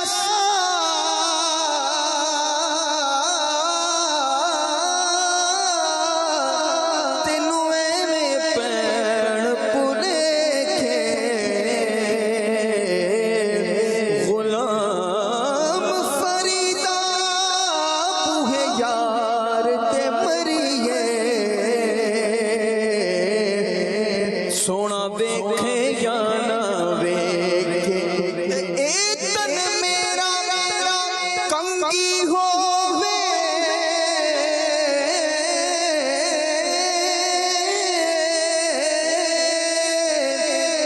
ओ मैं जुल्फ हुजूर दीवाना होश मेरे दी बन जाए चुटी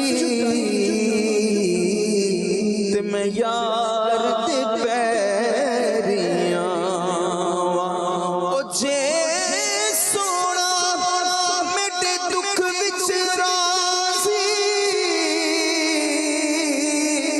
ते मैं सुख नू चुल्ले पावां गुलाम फरीदा किते मिल पवे सोना ओनू रो रो हाल सुनावा ते आखां में मुकदी मुकावा तुझ दियो मैं हारी मैं ढोला करा बैठी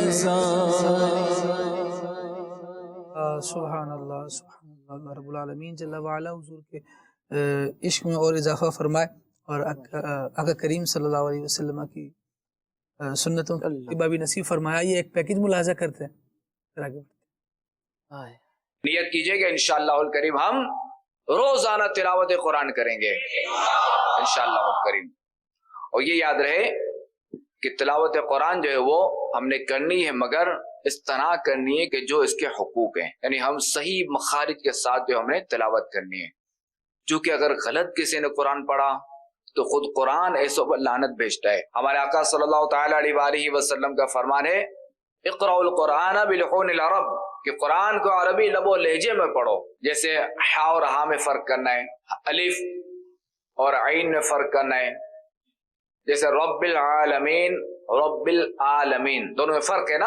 अब रब्बिल आलमीन का माना है तमाम जहानों का रब, रब्बुल आलमीन का माना क्या होगा? बिल्कुल माना उलट है, तब्दील हो जाएगा कि तमाम तकलीफें देने वाला रब। तो अब माज़ अल्लाह अगर कोई नमाज में ये पढ़ता है रब्बुल आलमीन, तो इससे उसकी नमाज टूट जाएगी, उसकी नमाज नहीं होगी। तो लिहाजा ये हमें सब सीखने से आएगा, हमें सीखना पड़ेगा और ये सीखना आसान है क्योंकि कुरान पाक वो मुक़द्दस किताब है, ये ऐसी किताब है कि हमारा बच्चा छोटे से छोटा बच्चा जो इससे हिफ्ज कर लेता है, सफ़ात भी इसके हिफ्ज कर लेता है, इसके रुकू भी याद कर लेता है, इसकी आयतें भी याद कर लेता है।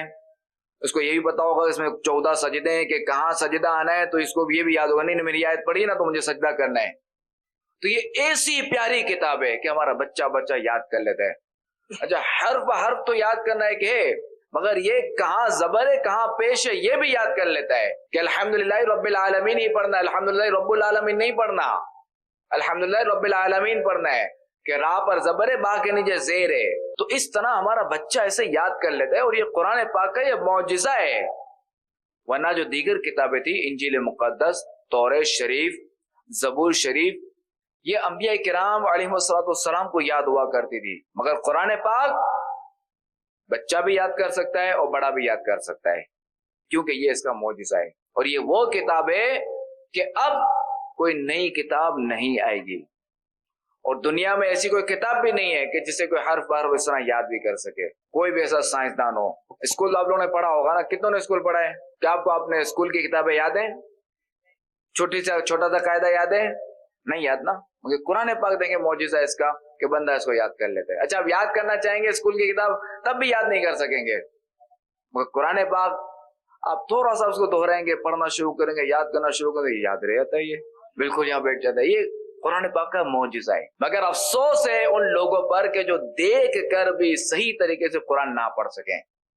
تو اگر خدا نہ خاصہ ایسی کنڈیشن ہے تو ہمیں چاہیے کہ ہم اپنے مخارج درست کریں، فوراً سے پیشتر کہ ہم اپنے مخارج درست کریں، اسے ہم ٹھیک کریں کہ قرآن غلط نہ پڑھیں۔ کہ روایت میں آتا ہے کہ جو قرآن غلط پڑھتا ہے تو قرآن اپنے پڑھنے والے پر لعنت بھیجتا ہے، اور یہ گناہ ہے قرآن کو غلط پڑھنا۔ تو نیت کیجئے کہ انشاءاللہ الکریم ہم صحیح مخارج کے ساتھ قرآن پاک کی تلاوت کریں گے، اور اس کے لیے جو ہے وہ آپ کو پریشان ہونے کی ضرورت نہیں۔ آپ دعوت اسلامی کے تحت جو مدارس المدینہ لگتے ہیں، مدرسۃ المدینہ بالغان، آپ اس میں تشریف لائیں، آپ 40 منٹ ہمیں دیں دعوت اسلامی کو، اور آپ جو ہے وہ صحیح مخارج کے ساتھ قرآن پاک پڑھنا انشاءاللہ الکریم آپ سیکھ لیں گے انشاءاللہ۔ اب ہو سکتا ہے کہ شیطان وسوسہ دے، شیطان کی طرف سے یہ خیال ہے اچھا اب چونکہ پہلے قاعدہ پڑھنا پڑے گا، الف با تا سا جیم حا خا، اب بندہ سوچے گا میں نے تو یار یہ بچپن میں بچے پڑھتے ہیں، میں کہاں یہ پڑھوں، لوگ کیا کہیں گے کہ تو اتنا بڑا ہو گیا اب قاعدہ بھی پڑھ رہا ہے۔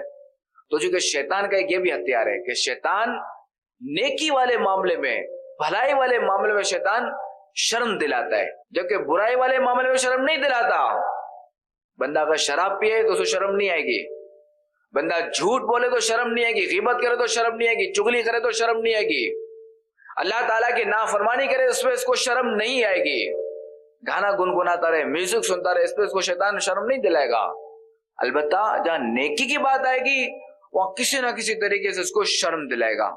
مثال کے طور پہ ایک بندہ ہے وہ بے نمازی ہے، اب جو یہ مسجد جانے لگے گا نا، یہ کسی بیان میں گیا، اس نے نیت کی نہیں ہے مجھے نماز پڑھنی چاہیے کہ ایک دن مجھے مرنا ہے اور اپنے رب کو منہ دکھانا ہے، اندھیری قبر میں مجھے اکیلے جانا ہے، میرے ساتھ کوئی نہیں ہوگا سوائے میرے اعمال کے، صرف میرے نیک اعمال میرا ساتھ دیں گے، باقی کوئی میرا ساتھ نہیں دے گا۔ اب بندے کو یہ چوٹ لگی بیان سن کر، اب یہ مسجد کی طرف قدم بڑھائے گا تو اس وقت بھی شیطان اس پر ٹھیک ٹھاک حملہ کرتا ہے، اس کو وہی شرم دلائے گا، لوگ کیا کہیں گے، یار یہ مسجد آ رہا ہے، اتنے عرصے تو آیا نہیں، اب یہ آ گیا، اب کیا کرنے آیا ہے، کیونکہ اس طرح کے جو نا یہ وسوسے ڈالتا ہے شیطان، یہ ایسا مکار ہے۔ تو ہمیں شیطان کو یہ جواب دینا ہے کہ میرا رب کریم ہے، میرا رب معاف فرمانے والا ہے، کیا بھائی کہ میں مسجد ابھی جا رہا ہوں نماز کے لیے، یہ میری زندگی کی آخری نماز ہو، اور ہو سکتا ہے کہ مجھے مسجد سے واپس آنا ہی نصیب نہ ہو، میرا وہی انتقال ہو جائے، اور اس اچھی کیا بات ہے کہ مسجد میں کسی کی روح نکل جائے کہ بندہ توبہ کے ارادے سے چلے، توبہ کرتا ہوا چلے، لیکن اللہ تعالیٰ مسبب الاسباب ہے، اللہ تعالیٰ جو ہے وہ معاف فرمانے والا ہے کہ یہ بندہ اس نے نیت کر لی کہ انشاءاللہ الکریم میں قضا عمری کروں گا، جتنی نمازیں مجھ پر رہتی میں ساری میں قضا کروں گا، اور اب یہ نماز کے لیے چلا، اس کا انتقال ہو گیا، سے وقت ہی نہیں ملا قضا کرنے کا، تو اللہ تعالیٰ غفور الرحیم وہ معاف فرمانے والا ہے۔ اللہ رب العالمین ہم سب کو معاف بھی فرمائے، ہماری بخشش فرمائے۔ مدری چینل کے ناظرین کتنی پیاری بات ہے نا، جب بندہ یہ سنتا ہے کہ یار اللہ غفور الرحیم ہے، وہ بخشنے والا ہے، وہ معاف فرمانے والا ہے، بندہ بندگی پر تو کیا اترائے گا، لیکن اپنے رب کی رحمت پر ضرور جھومے کہ میرا رب معاف کرنے والا ہے۔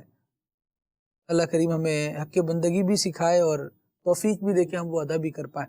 مدری چینل کے ناظرین، نبی پاک صلی اللہ تعالیٰ علیہ وآلہ وسلم کا ہر زمانہ حضور ہی کا ہے، لیکن اس وقت مدینہ میں نبی کریم صلی اللہ تعالیٰ علیہ وآلہ وسلم اپنے مکمل جاہ و جلال کے ساتھ تشریف فرما ہے، اور صحابہ کرام علیہم رضوان نبی کریم صلی اللہ علیہ وسلم کی بارگاہ میں حاضریاں دے رہے ہیں۔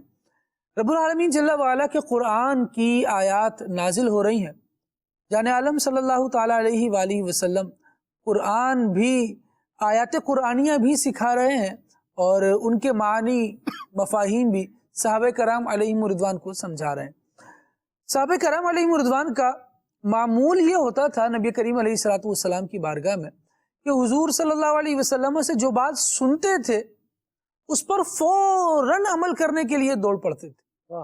یہ نہیں ہوتا تھا کہ اچھا چلیں ٹھیک ہے ایک بات آپ سے سن لی تو اچھا ہوا ہمارے نالج میں اضافہ ہوا، بلکہ صحابہ کرام علیہ رضوان خود آگے بڑھ کر نبی پاک علیہ الصلوۃ والسلام کی بارگاہ میں حاضر ہوتے اور مختلف وظائف حضور سے لیا کرتے، مختلف اعمال لیا کرتے. کبھی دیکھا کہ نبی پاک علیہ الصلوۃ والسلام نے کسی نیک عمل کی ترغیب دلائی تو ایک نالج تو آیا نا کہ بندہ تہجد پڑھے گا تو اللہ تبارک و تعالیٰ اس سے راضی ہوگا، فرض نمازوں کی پابندی کرے گا تو یہ انعام پائے گا، تلاوت قرآن کرے گا تو یہ انعام پائے گا. نالج تو آتا گیا. پھر صحابہ کرام علیہ رضوان کا اپنا انداز کیا ہوتا تھا، علم حاصل کر لیا اس کے بعد عمل کی صورتحال کیا ہوتی تھی کہ نبی پاک علیہ الصلوۃ والسلام نے دن میں فضائل بیان فرمائے ہیں رات میں دیر تک نماز پڑھنے کے. اس کے بعد آقا دو عالم صلی اللہ تعالیٰ علیہ وآلہ وسلم اب جب رات میں مدینہ طیبہ کی گلیوں میں اپنے غلاموں کے احوال یوں ملاحظہ فرما رہے ہیں تو دیکھتے ہیں کسی گھر سے تلاوت کی آواز آ رہی ہے، کہیں ایسا ہے کہ کوئی صحابی لمبی نمازیں پڑھ رہا ہے، کوئی سجدوں میں ہے. تو نبی کریم علیہ الصلوۃ والسلام بسا اوقات وہیں رات کو دیر تک کھڑے ہو کر اپنے صحابی کی تلاوت قرآن کی آواز سنتے. اور کبھی ایسا ہوتا کہ صبح جب دوبارہ دربار شاہی کا وقت ہوتا تو آقا کریم صلی اللہ تعالیٰ علیہ وآلہ وسلم مسند کو منور فرمانے کے بعد صحابہ کرام علیہ رضوان سے ارشاد فرماتے فلاں نے رات کتنی اچھی گزاری، اگر میں رات فلاں کے گھر کے قریب سے گزرا تو ان کی تلاوت کی آواز سنتا رہا. تو صحابہ کرام علیہ رضوان نبی کی بارگاہ میں عرض کرتے کہ یا رسول اللہ اگر ہمیں علم ہوتا کہ آپ سن رہے ہیں تو ہم اور اچھے انداز سے کرتے اور زیادہ تلاوت کرتے. مدنی چینل کے ناظرین غور کریں نا یہ کیا ہے، یقیناً یہ علم حاصل کرنے کے بعد اس پر عمل کی طرف آنا ہے. نبی کریم علیہ الصلوۃ والسلام حلال و حرام بیان فرما رہے ہیں، یہ حلال ہے یہ حرام ہے، اسے اختیار کرو اسے چھوڑ دو. صحابہ کرام علیہ رضوان فوراً یہ کام کر رہے ہیں، جو دے دیا گیا وہ لے لیا اور جسے فرمایا گیا چھوڑ دو. تو پھر صحابہ کرام علیہ رضوان یہ نہیں دیکھتے تھے کہ اتنا ٹائم ہو گیا اتنا عرصہ ہے ہمارا تو معمول یہ ہے دستور یہ ہے. جب معمول دستور کی بات تو تب ہوتی نا جب ان کا کلمہ نہیں پڑھا ہوتا، جب کلمہ ان کا پڑھ لیا ہے تو پھر کہتے کہ یا رسول اللہ جو آپ حلال فرمائیں تو ہم تو وہی کریں اور جس سے آپ منع فرمائیں اس سے ہم باز رہیں. اسی کی ایک نظیر علم اور عمل، اور علم بھی ایسا کہ مقترن بالعمل ہے کہ علم تو ہے عمل سے ملا ہوا ہے اور عمل بھی اس سے فوراً آ کر ملا ہے.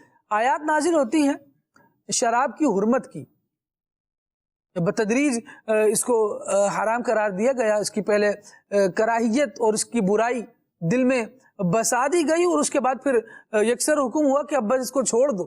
جب چھوڑنے کا حکم ہوا اور یہ حرام کر دی گئی تو بتانے والے بتاتے ہیں کتابوں میں درج ہے کہ گلیوں میں شراب بہا کرتی تھی کہ جن کے پاس پہلے کی موجود تھی انہوں نے فوراً چھوڑ دی. یعنی جب ایک بڑی تعداد اتنی بڑی جماعت کسی ایسے مشروب کو کہ جو پہلے عام گھر میں رکھا ہوا ہے لیکن اب یہ ہے کہ حکم آ جائے کہ اس کو چھوڑنا ہے تو پھر وہ پسو پیش کا مظاہرہ نہیں ہے. اب علم ہو گیا کہ یہ حرام ہے، اگر یہ کروں گا تو اللہ کی نافرمانی کی طرف بڑھوں گا، اللہ کا گناہگار ٹھہروں گا.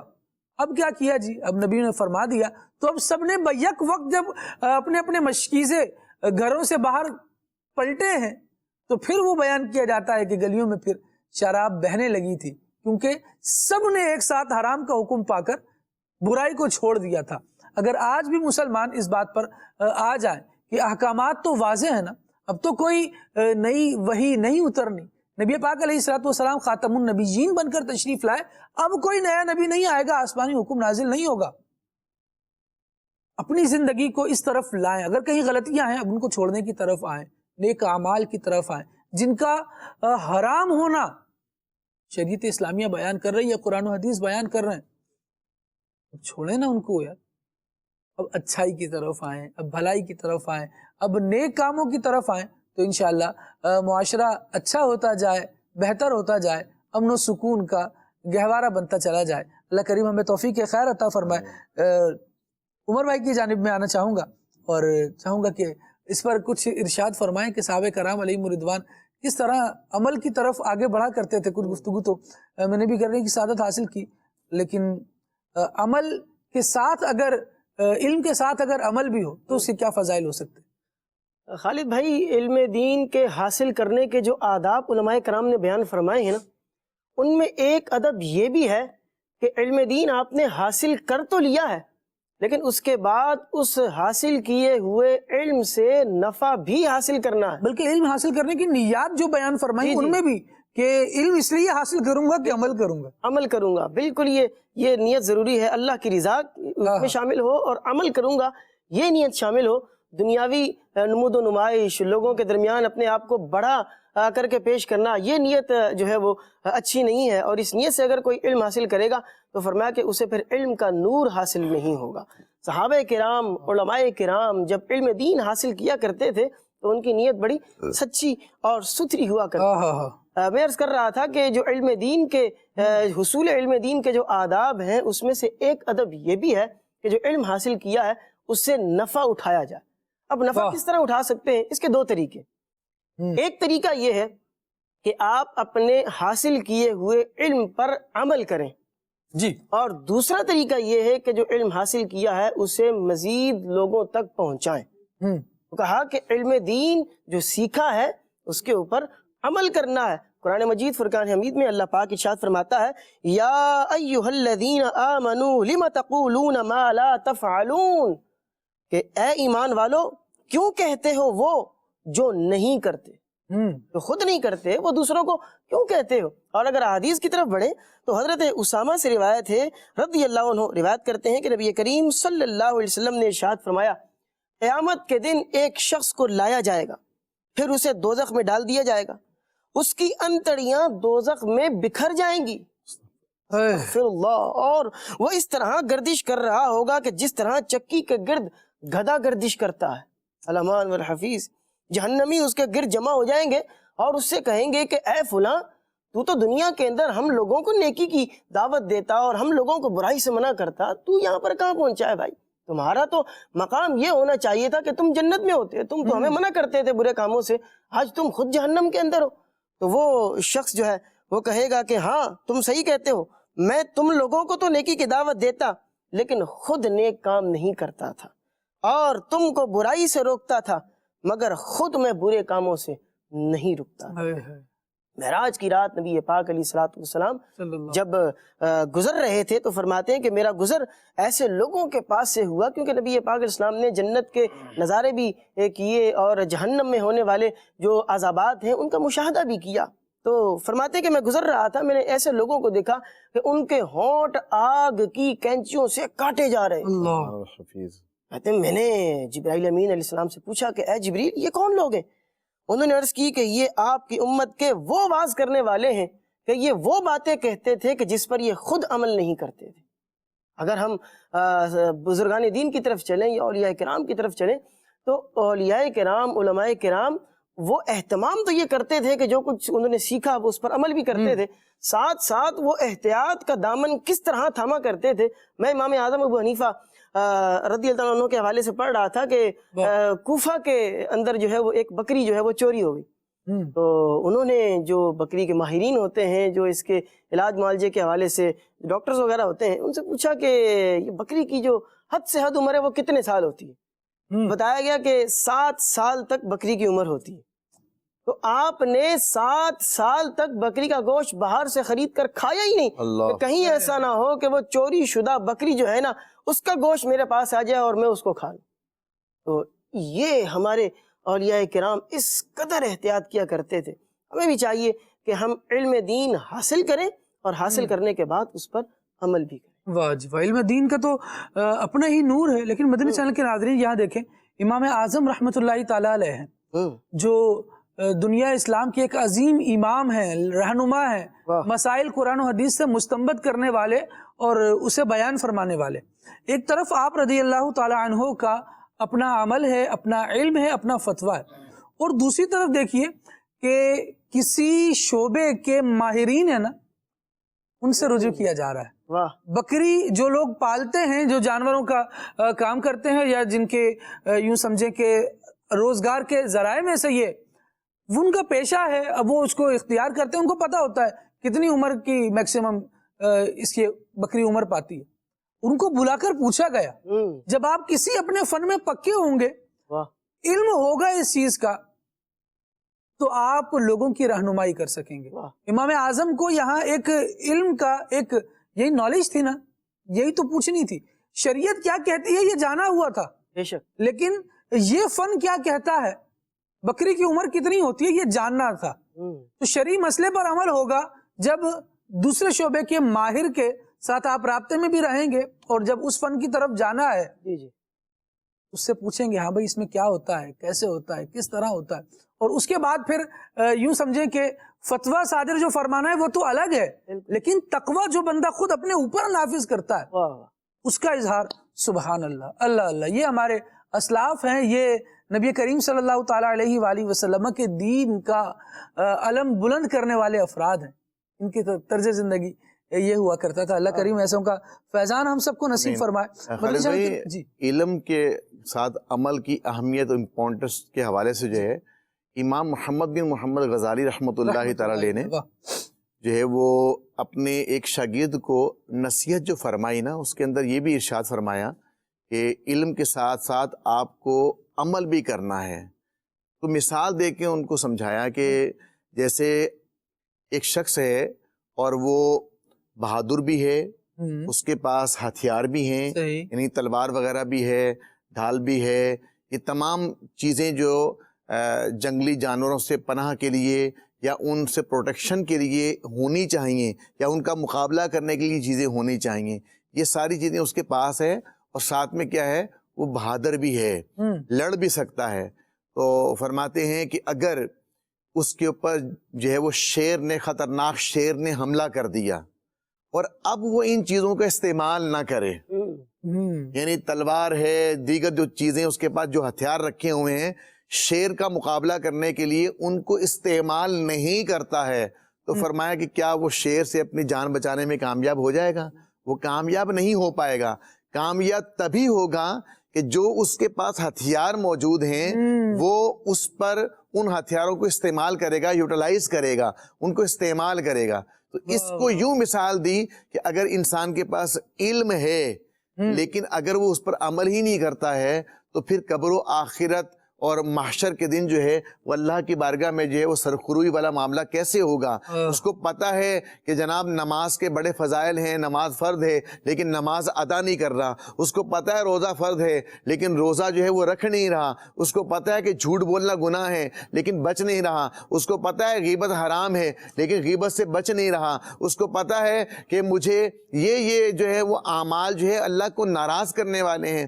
اس کو علم تو ہے لیکن اگر اس کا عمل نہیں ہے، اس کے اوپر امپلیٹیشن نہیں ہے، اس پر عمل نہیں ہے، تو اب یہ چیزیں جو ہے وہ قبر و آخرت کی عذاب سے اس کو جو ہے وہ بچا نہیں پائیں گی. جیسے وہ خوفناک خطرناک جو شیر ہے اس سے بندہ نہیں بچ پائے گا جب تک ان کو ہتھیاروں کو استعمال نہیں کرے گا. تو علم کے ساتھ ساتھ عمل جو ہے یہ ضروری ہے ہلاکت سے بچنے کے لیے، اللہ کو اس کے حبیب علیہ السلام کو راضی کرنے کے لیے. سبحان اللہ، بڑی زبردست بات آپ نے کی. اور مدنی چینل کے ناظرین کبھی ایسا ہوتا ہے بندہ یہ سوچ رہا ہوتا ہے ضرورت کیا ہے، ابھی تو کوئی ضرورت ہی نہیں پڑی، جب کبھی ضرورت آئے گی تو دیکھیں گے. تو اگر جنگ چھڑ جائے اس وقت جو سپاہی ہے وہ ٹریننگ کرنا شروع کرے، مجھے بتائیے کوئی اسے سمجھدار کہے گا؟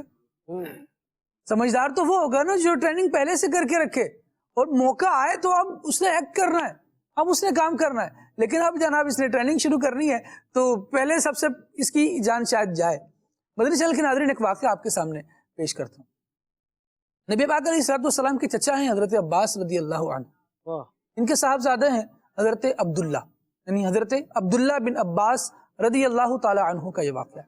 نبی پاک علیہ السلام کے جو حیات ظاہری کے ایام تھے وہ یوں تھا کہ اب وفات کا وقت قریب آ رہا تھا اور یہ اس وقت کم سن تھے. تو نبی پاک علیہ السلام کی بارگاہ میں براہ راست حاضر ہو کر اس قدر علم حاصل نہیں کر پائے، احادیث نہیں سن پائے.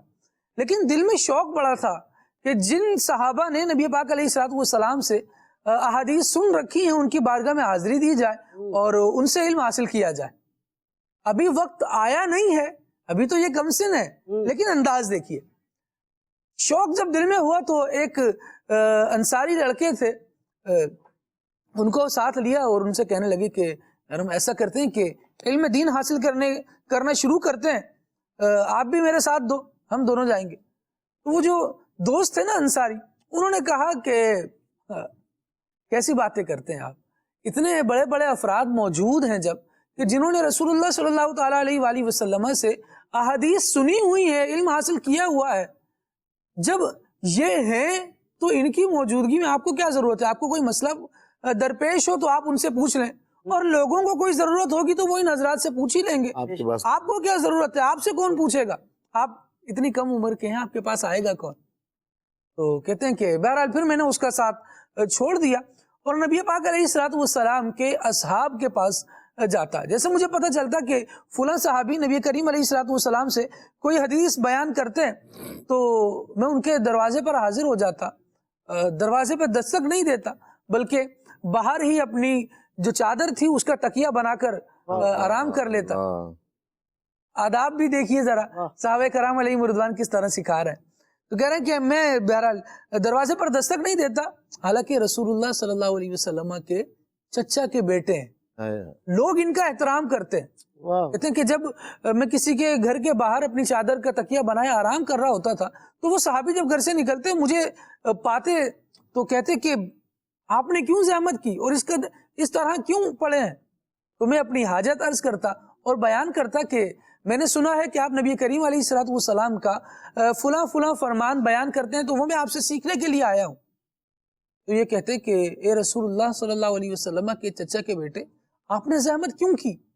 کسی کو کہہ دیا ہوتا وہ آ کر ہمیں کہہ دیتا, ہم آپ کی بارگاہ میں حاضر ہو جاتے. کہتے نہیں, مجھے سیکھنا ہے, لہٰذا مجھے کوشش کرنی چاہیے تھی, اس لیے میں آپ کے دروازے پر حاضر ہوا ہوں. اللہ اکبر. پھر کیا ہوتا؟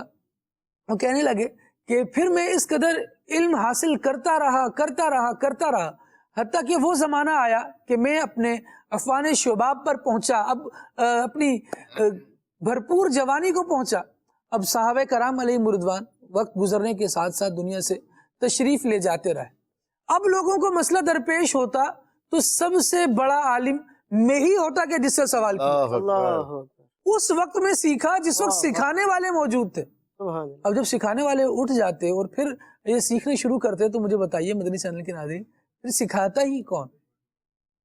تو حضرت عبداللہ ابن عباس رضی اللہ تعالیٰ عنہ بیان کرتے ہیں کہ پھر جب لوگ مجھ سے آ کر مسائل پوچھتے نا تو وہ میرا ساتھی جس نے یہ کہا تھا کہ آپ کی ضرورت کس کو پڑے گی, وہ یہ کہتے کہ عبداللہ بن عباس تم بچپن میں ہی مجھ سے زیادہ عقل مند تھے, تبھی تم نے عقل مندی کا فیصلہ کیا اور اس وقت علم دین حاصل کرنا شروع کیا.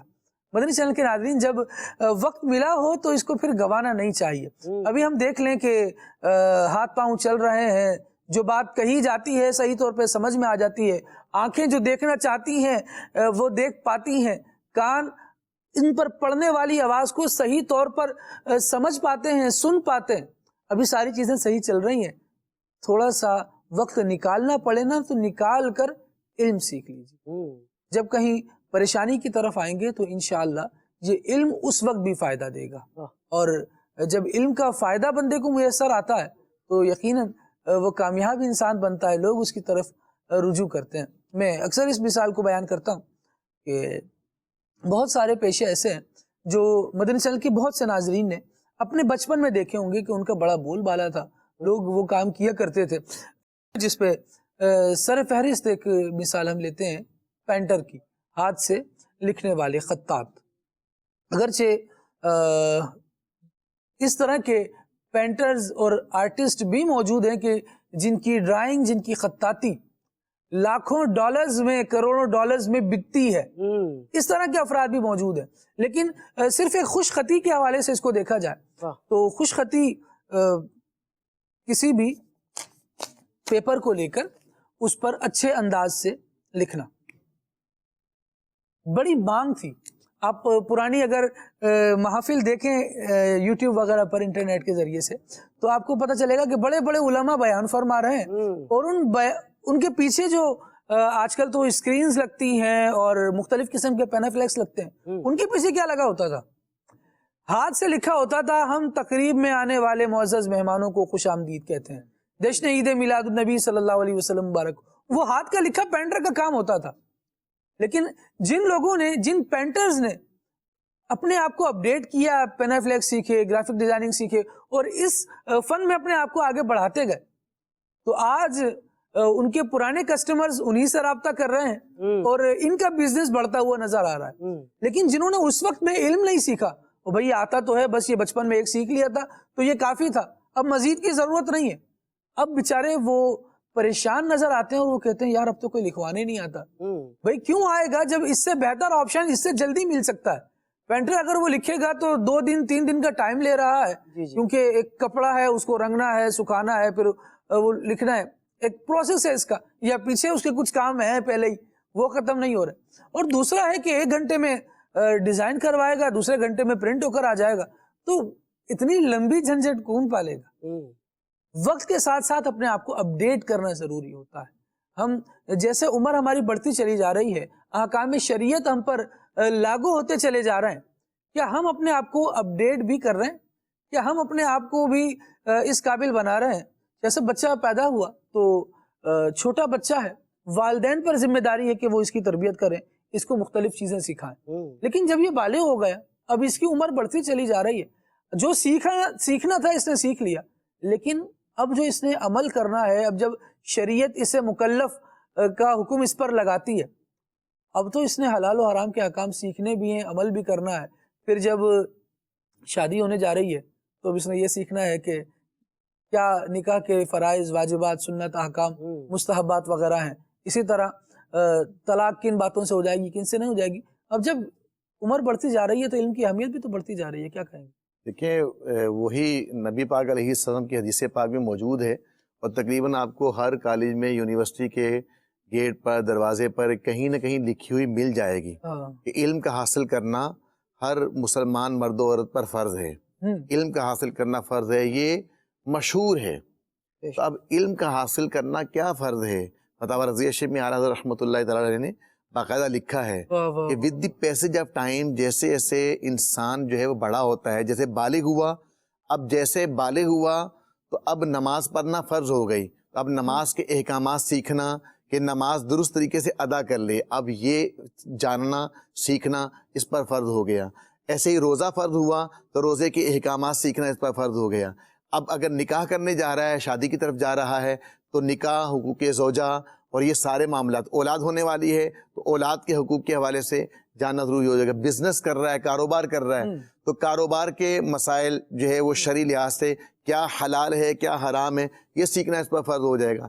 ایسے ہی اگر امپلائی بنتا ہے، کہیں پر کہیں جاب کرتا ہے، اجارہ کے ملازمت کے جو احکامات ہیں وہ اس کے اوپر سیکھنا کہ کس طریقے سے جو ہے وہ اجارہ کیا جائے گا، کس طریقے سے میں ایگریمنٹ سائن کروں گا، کون سا ایگریمنٹ شریعت کے مطابق ہے، کون سا نہیں ہے. اس طرح یوں ہے کہ کون سا کاروبار کرنا ہے، کیا بیچنا جائز ہے، کیا جائز نہیں ہے. اسی طرح کس چیز کی ملازمت کرنا جائز ہے، کون سی ناجائز ہے، اور پھر اس میں وہی بات ہے کہ ایگریمنٹ کیسا ہوگا. تو یہ تمام چیزیں with the passage of time بتدریج اس پر فرض ہوتی چلی جاتی ہیں، اور پھر انسان ان کو سیکھتا ہے اور سیکھ کر پھر اس کے اوپر جو ہے وہ عمل کرنے کا سلسلہ بناتا ہے.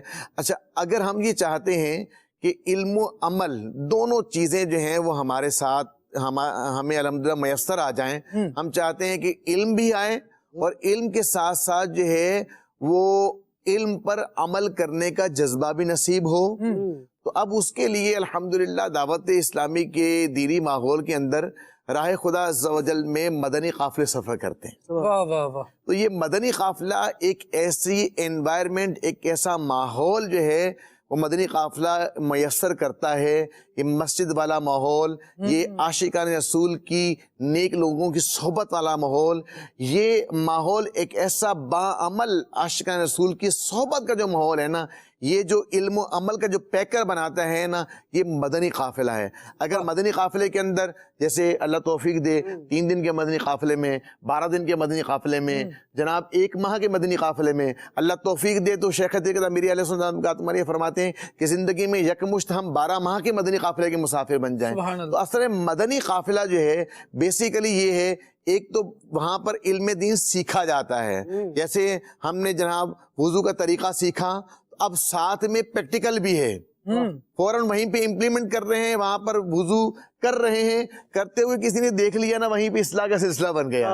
نماز سیکھی، وہیں پر نماز ادا کرنے، کسی مبلغ میں دیکھا، بولے آپ کے سجدے کے اندر جو ہے آپ سجدہ اس طریقے سے کرنا چاہیے تھا، ذرا ہڈی جما کے ذرا تھوڑا سا جو ہے وہ پیشانی کو زمین پہ دبا کے اچھے طریقے سے ادا کیجیے گا۔ ہڈیاں جو ہے وہ سجدہ جو ہے وہ 7 ہڈیوں پہ ہوتا ہے، آپ جو ہے وہ پیچھے سے پاؤں اٹھا لیتے ہیں، ایسا نہیں کرنا چاہیے۔ تو مدنی قافلے میں ہم نے دیکھا ہے کہ اصلاح کی تربیت ساتھ ساتھ میں علم کے ساتھ ساتھ عمل پریکٹیکل ہوتا ہے، پھر عمل کا جذبہ نصیب ہوتا ہے، یعنی با عمل لوگوں کی صحبت میں رہنے والا جو ہے وہی با عمل با کردار بن جاتا ہے۔ ایسے ہی ہم نے دیکھا ہے جو عاشقان رسول کے مدنی قافلے کا مسافر بن جاتا ہے، جیسے یہ ماہ مدنی قافلہ ہے دسمبر کا، تو عاشقان رسول مدنی قافلے میں سفر کر رہے ہیں۔ مدنی چینل میں ہم دیکھ بھی رہے ہوں گے، مدنی نیوز جو ہے اس کے اندر آتا ہے کہ جناب آج فلاں علاقے سے مدنی قافلے کے سائیں بھائی سفر کر رہے ہیں، فلاں سفر کر رہے ہیں۔ ابھی جو ہے وہ 25 دسمبر کو بھی مدنی قافلے جو راہ خدا میں سفر کریں گے، 1 ماہ کے لیے بھی، اور 12 دن کے لیے مدنی قافلے سفر کریں گے۔ اب یہ مدنی قافلہ جو سفر کرتا ہے نا، یہ سمجھ لیں ایک ہمارا ایک شارٹ کورس ہے۔ شارٹ کورس 3 دن کا لگا لیں، 12 دن کا لگا لیں، 1 ماہ کا لگا لیں، یہ کورسز ہیں ایک طرح کے علم و عمل کے۔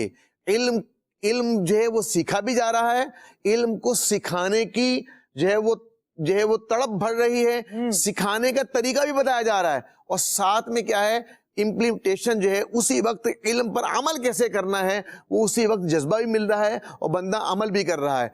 جب بندہ خود مسند پر آ رہا ہے نا، تو وہ باہر جا کر جب علاقے دورہ کر رہا ہے نا، تو اس کو نظر آ رہا ہے کہ یار دیکھو کتنی ضرورت ہے کام کرنے کی، ہمیں اتنی بنیادی باتیں نہیں پتا، اور ہم تو اپنی زندگی کھیلوں میں گزار رہے ہیں، ہم اپنی زندگی ایسے ہی چوکوں پر بیٹھے بیٹھے گزار رہے ہیں۔ ہم ایک چیز لینے کے لیے دکان پر جاتے ہیں تو 2 گھنٹے بعد واپس آتے ہیں، پھر 2 گھنٹے میں کوئی کام ہی ہو جاتا، مسجد میں بیٹھ جاتے، اس وقت سارا احساس ہو رہا ہوتا ہے کہ میں لوگوں کو عصر سے مغرب کے دوران جو فارغ ہیں ان کو بلا رہا ہوں مسجد کی طرف، یار یہ نہیں آ رہے، ان کو آنا چاہیے، اس میں احساس ہوتا ہے۔ میں تو دعوت فکر دوں گا اور مدنی قافلے کی دعوت دوں گا۔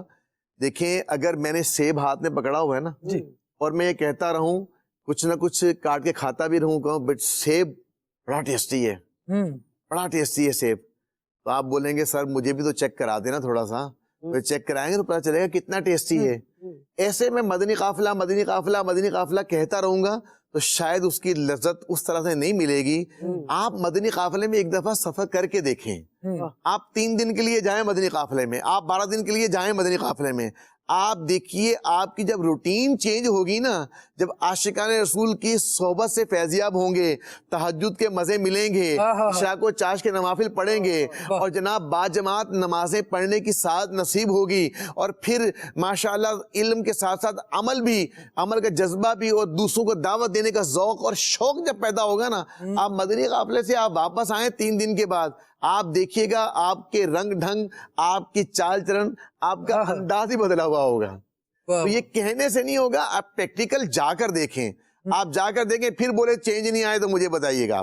آپ چینج آپ اپنے اندر تبدیلی لانا چاہتے ہیں، آپ چاہتے ہیں باعمل بن جاؤں، میں باعمل بن جاؤں، میں باکردار بن جاؤں۔ ہمارے دعوت اسلامی کی دینی ماحول کے اندر 72 نیک اعمال ہیں، تو بعض عاشقان رسول کہتے ہیں 72 نیک اعمال پہ نا وہ بس عمل کرنے کی کوشش کرتا ہوں، عمل ہو نہیں پاتا۔ تو ان کے لیے میں عرض کروں گا آپ مدنی قافلے کے مسافر بن جائیں۔ مدنی قافلے کا جو جدول ہے، جو شیڈول ہے، وہ جو ہے وہ کوشش کی گئی ہے کہ 72 نیک اعمال کے مطابق جو ہے ترتیب دیا جائے کہ حتی الامکان زیادہ زیادہ جو ہے ہمارا شیڈول جو ہے وہ 72 نیک اعمال کے مطابق گزرے۔ تو اللہ نے چاہا تو جو یہ چاہتا ہے کہ 72 نیک اعمال کا میں عامل بن جاؤں، تو اس کے لیے بھی ایک سیڑھی، ایک نسخہ، ایک طریقہ یہ دعوت اسلامی کا مدنی قافلہ ہے۔ آپ مدنی قافلے میں جائیں، انشاءاللہ علم و عمل کے پیکر بن کے آئیں گے۔ سبحان اللہ، سبحان اللہ، بڑی زبردست بات آپ نے شاہ صاحب ارشاد فرمائی۔ اور جب مدنی چینل کے ناظرین اس کی اہمیت یوں بھی دیکھیے کہ امیر اہل سنت دامت برکاتہم العالیہ مدنی قافلے میں سفر کرنے والوں کو دعائیں دے رہے ہیں، کروانے والوں کو دعائیں دے رہے ہیں، اور وہ اسلامی بہنیں جو اپنی محارم کو تیار کریں اور اس پر راضی کریں کہ آپ مدنی قافلے میں سفر کر جائیں، اپنے بھائی کو، اپنے والد صاحب کو، اپنے شوہر کو یوں مدنی قافلوں کا مسافر بنا رہی۔ امیر علیہ سنت دامت برکاتہم العالیہ کی دعائیں ان کے لیے بھی ہو رہی ہیں. اس کا مطلب ہے کہ بہت کچھ ہے مدنی قافلے میں. اللہ کریم ہمیں سفر کرنے کی توفیق عطا فرمائے، نیک اعمال پر عمل کرنے کی سعادت عطا فرمائے. شیخ الحدیث و تفسیر استاد گرامی قبلہ مفتی محمد قاسم اتاری صاحب دامت برکاتہم العالیہ کا ایک پیکج ملاحظہ کیجئے. زندگی میں کامیاب ہونے کے لیے یہ کام کریں. وہ لوگ کہ جو عام طور پہ مایوسی ہی باتیں کرتے ہیں جی، یا وہ زندگی میں ناکام ہو چکے ہیں اور ناکامی ہی کی باتیں کرتے ہیں، آپ ان کی صحبت سے ذرا دور ہو جائیں، اور جو امید پرست، جو امید رکھنے والے لوگ ہیں وہ، اور جو زندگی میں کامیاب لوگ ہیں، آپ ان کے پاس بیٹھنا شروع ہو جائیں. کیونکہ ہمارا دماغ جو سنتا ہے اسے قبول کرتا ہے اور اس کا اثر لیتا ہے. ایسا ہے جب ہم ہر بندے سے یہی سنتے ہیں نا، ناکامی ناکامی ناکامی مایوسی، نہیں تو پھر ہمارے اندر بھی وہی بات بیٹھ جاتی ہے. لہذا ایک اس کا اہم پوائنٹ یہ ہوتا ہے کہ آپ ایسے لوگوں سے بچیں، اور اس کے برعکس جو امید دلانے والے لوگ ہیں اور جو کامیاب لوگ ہیں آپ ان کے پاس بیٹھیں. پھر اس کے ساتھ ایک اور چیز ہوتی ہے کہ جو کامیاب لوگ ہیں جیسے ان کے پاس بیٹھنا تو ایک بہت ہی بڑی چیز ہوتا ہے نا. یعنی کسی کامیاب آدمی کے پاس بیٹھ کے جو انرجی ملتی ہے وہ دیٹس اے ڈفرنٹ تھنگ. لیکن اگر بالفرض یہ نہ ملے تو پھر جو کامیاب لوگ ہیں ان کی سیرت پڑھیں، ان کی بایوگرافی پڑھیں، ان کے حالات زندگی پڑھیں. کیسے بہت سے لوگ، اب جیسے ہم بزرگان دین کا پڑھتے ہیں تو ایسا جوش پیدا ہوتا ہے. علامہ ابن جوزی رحمۃ اللہ علیہ نے ایک جگہ لکھا ہے، فرماتے ہیں کہ میں نے جب سلف صالحین کی سیرت پڑھی تو میں نے جب ان کی عبادت پڑھی تو میرے اندر تھا کہ میں ان جیسا عابد بن جاؤں. جب میں نے علماء کو پڑھا تو میرے دل میں ہے کہ اتنا بڑا عالم بن جاؤں. جب میں نے محدثین کو پڑھا تو دل کیا اتنا بڑا محدث بن جاؤں. اتنا کچھ کر کے پھر وہ فوکس تھنکنگ والا معاملہ آ گیا کہ سارا کچھ نہیں ہو سکتا، لہذا جتنا ہو سکتا ہے میں اتنا کرنے کی کوشش کروں. لیکن اس کا جذبہ جو موٹیویشن ہے، جو موٹیویشن ملتی ہے وہ تو اتنی زیادہ ہے کہ خود قرآن مجید کے اندر جو کامیاب لوگ اور بڑے لوگ اور با حوصلہ لوگ ہیں، اللہ تعالیٰ نے ان کا بیان کر کے کیا فرمایا؟ ایک جگہ تو فرمایا فَاصْبِرْ كَمَا صَبَرَ أُولُو الْعَزْمِ مِنَ الرُّسُلِ. سبحان اللہ، کہ اے حبیب صبر کرو جیسے عزم والے حوصلے والے رسولوں نے صبر کیا. تو یہ ریفرنس عزم والوں اور حوصلے والے رسولوں کا دیا گیا. بہت خوب. دوسرا جو قرآن مجید میں یہی واقعات ہیں اسی کے بارے میں قرآن مجید کے اندر ہے، فرمایا وَكُلًّا نَقُصُّ عَلَيْكَ مِنْ أَنْبَاءِ الرُّسُلِ. یہ جو رسولوں کے قصے ہم آپ کے سامنے بیان کرتے ہیں، واقعات، فرمایا کیوں بیان کرتے ہیں؟ تاکہ آپ کے دل کو مضبوط کریں. اور یہ کس کو؟ امام الانبیاء کو، سرکار دو عالم صلی اللہ تعالی علیہ وسلم کو. تو ہم یہ قصے اس لیے بیان کرتے ہیں تاکہ آپ کے دل کو مضبوط کریں. تو یہ ہوتا ہے جب آپ کامیاب ہستیوں کا، کامیاب لوگوں کا پڑھتے ہیں. اب وہ اپنی اپنی فیلڈ کے اعتبار سے ہو جائے گا، مذہبی فیلڈ میں مذہبی لوگوں کے اعتبار سے، دنیاوی فیلڈ میں دنیاوی اعتبار سے، حکمرانوں کی فیلڈ میں حکمرانوں کے اعتبار سے. ایک حکمران اگر حضرت عمر فاروق کو یا حضرت عمر بن عبدالعزیز کو پڑھتا ہے جی تو اس کو پتہ چلتا ہے کہ یار نظام حکومت کامیابی سے کیسے چلایا جا سکتا ہے. حضرت عمر فاروق کے پاس جب حکومت آئی ہے، بلکہ اس سے پہلے صدیق اکبر رضی اللہ تعالیٰ عنہ جب حکومت آئی ہے، ہر طرف بغاوتیں تھیں. ایسا ہی ٹھیک ہے نا، منکرین زکوٰۃ ایک طرف تھے، ختم نبوت کے منکر ایک طرف تھے، اور جو ہے مرتدین کا فتنہ ایک طرف تھا. تو کیسی ایک حوصلہ شکن حالت و کیفیت اور ماحول تھا، لیکن اس میں جو قائدانہ کردار صدیق اکبر رضی اللہ تعالیٰ نے ادا کیا، جو فتنوں کو ختم کیا، جو سلطنت کو قائم کیا، جو ریاست کو مضبوط کیا، جو اسلام کا پرچم بلند کیا، پھر اس کے ساتھ اپنے زمانے میں ہی انہیں 2.5 سال کے اندر اسلام کی سرحدوں کو وسیع بھی کر دیا. سبحان اللہ، بے شک. تو اب آپ جب اس نظر سے اس زندگی کا مطالعہ کرتے ہیں اور اپنا مسئلہ دیکھتے ہیں، تو اب کیا ہے کہ کامیاب لوگوں کو پڑھ کے پتہ چلتا ہے کہ کامیابی کیسے حاصل کی جاتی ہے. تو حکمرانوں کے لیے آئیڈیل صدیق اکبر رضی اللہ تعالیٰ عنہ، عمر فاروق رضی اللہ تعالیٰ عنہ، حضرت عمر بن عبدالعزیز رضی اللہ تعالیٰ عنہ. تو ہر کوئی اپنی اپنی فیلڈ کے اعتبار سے.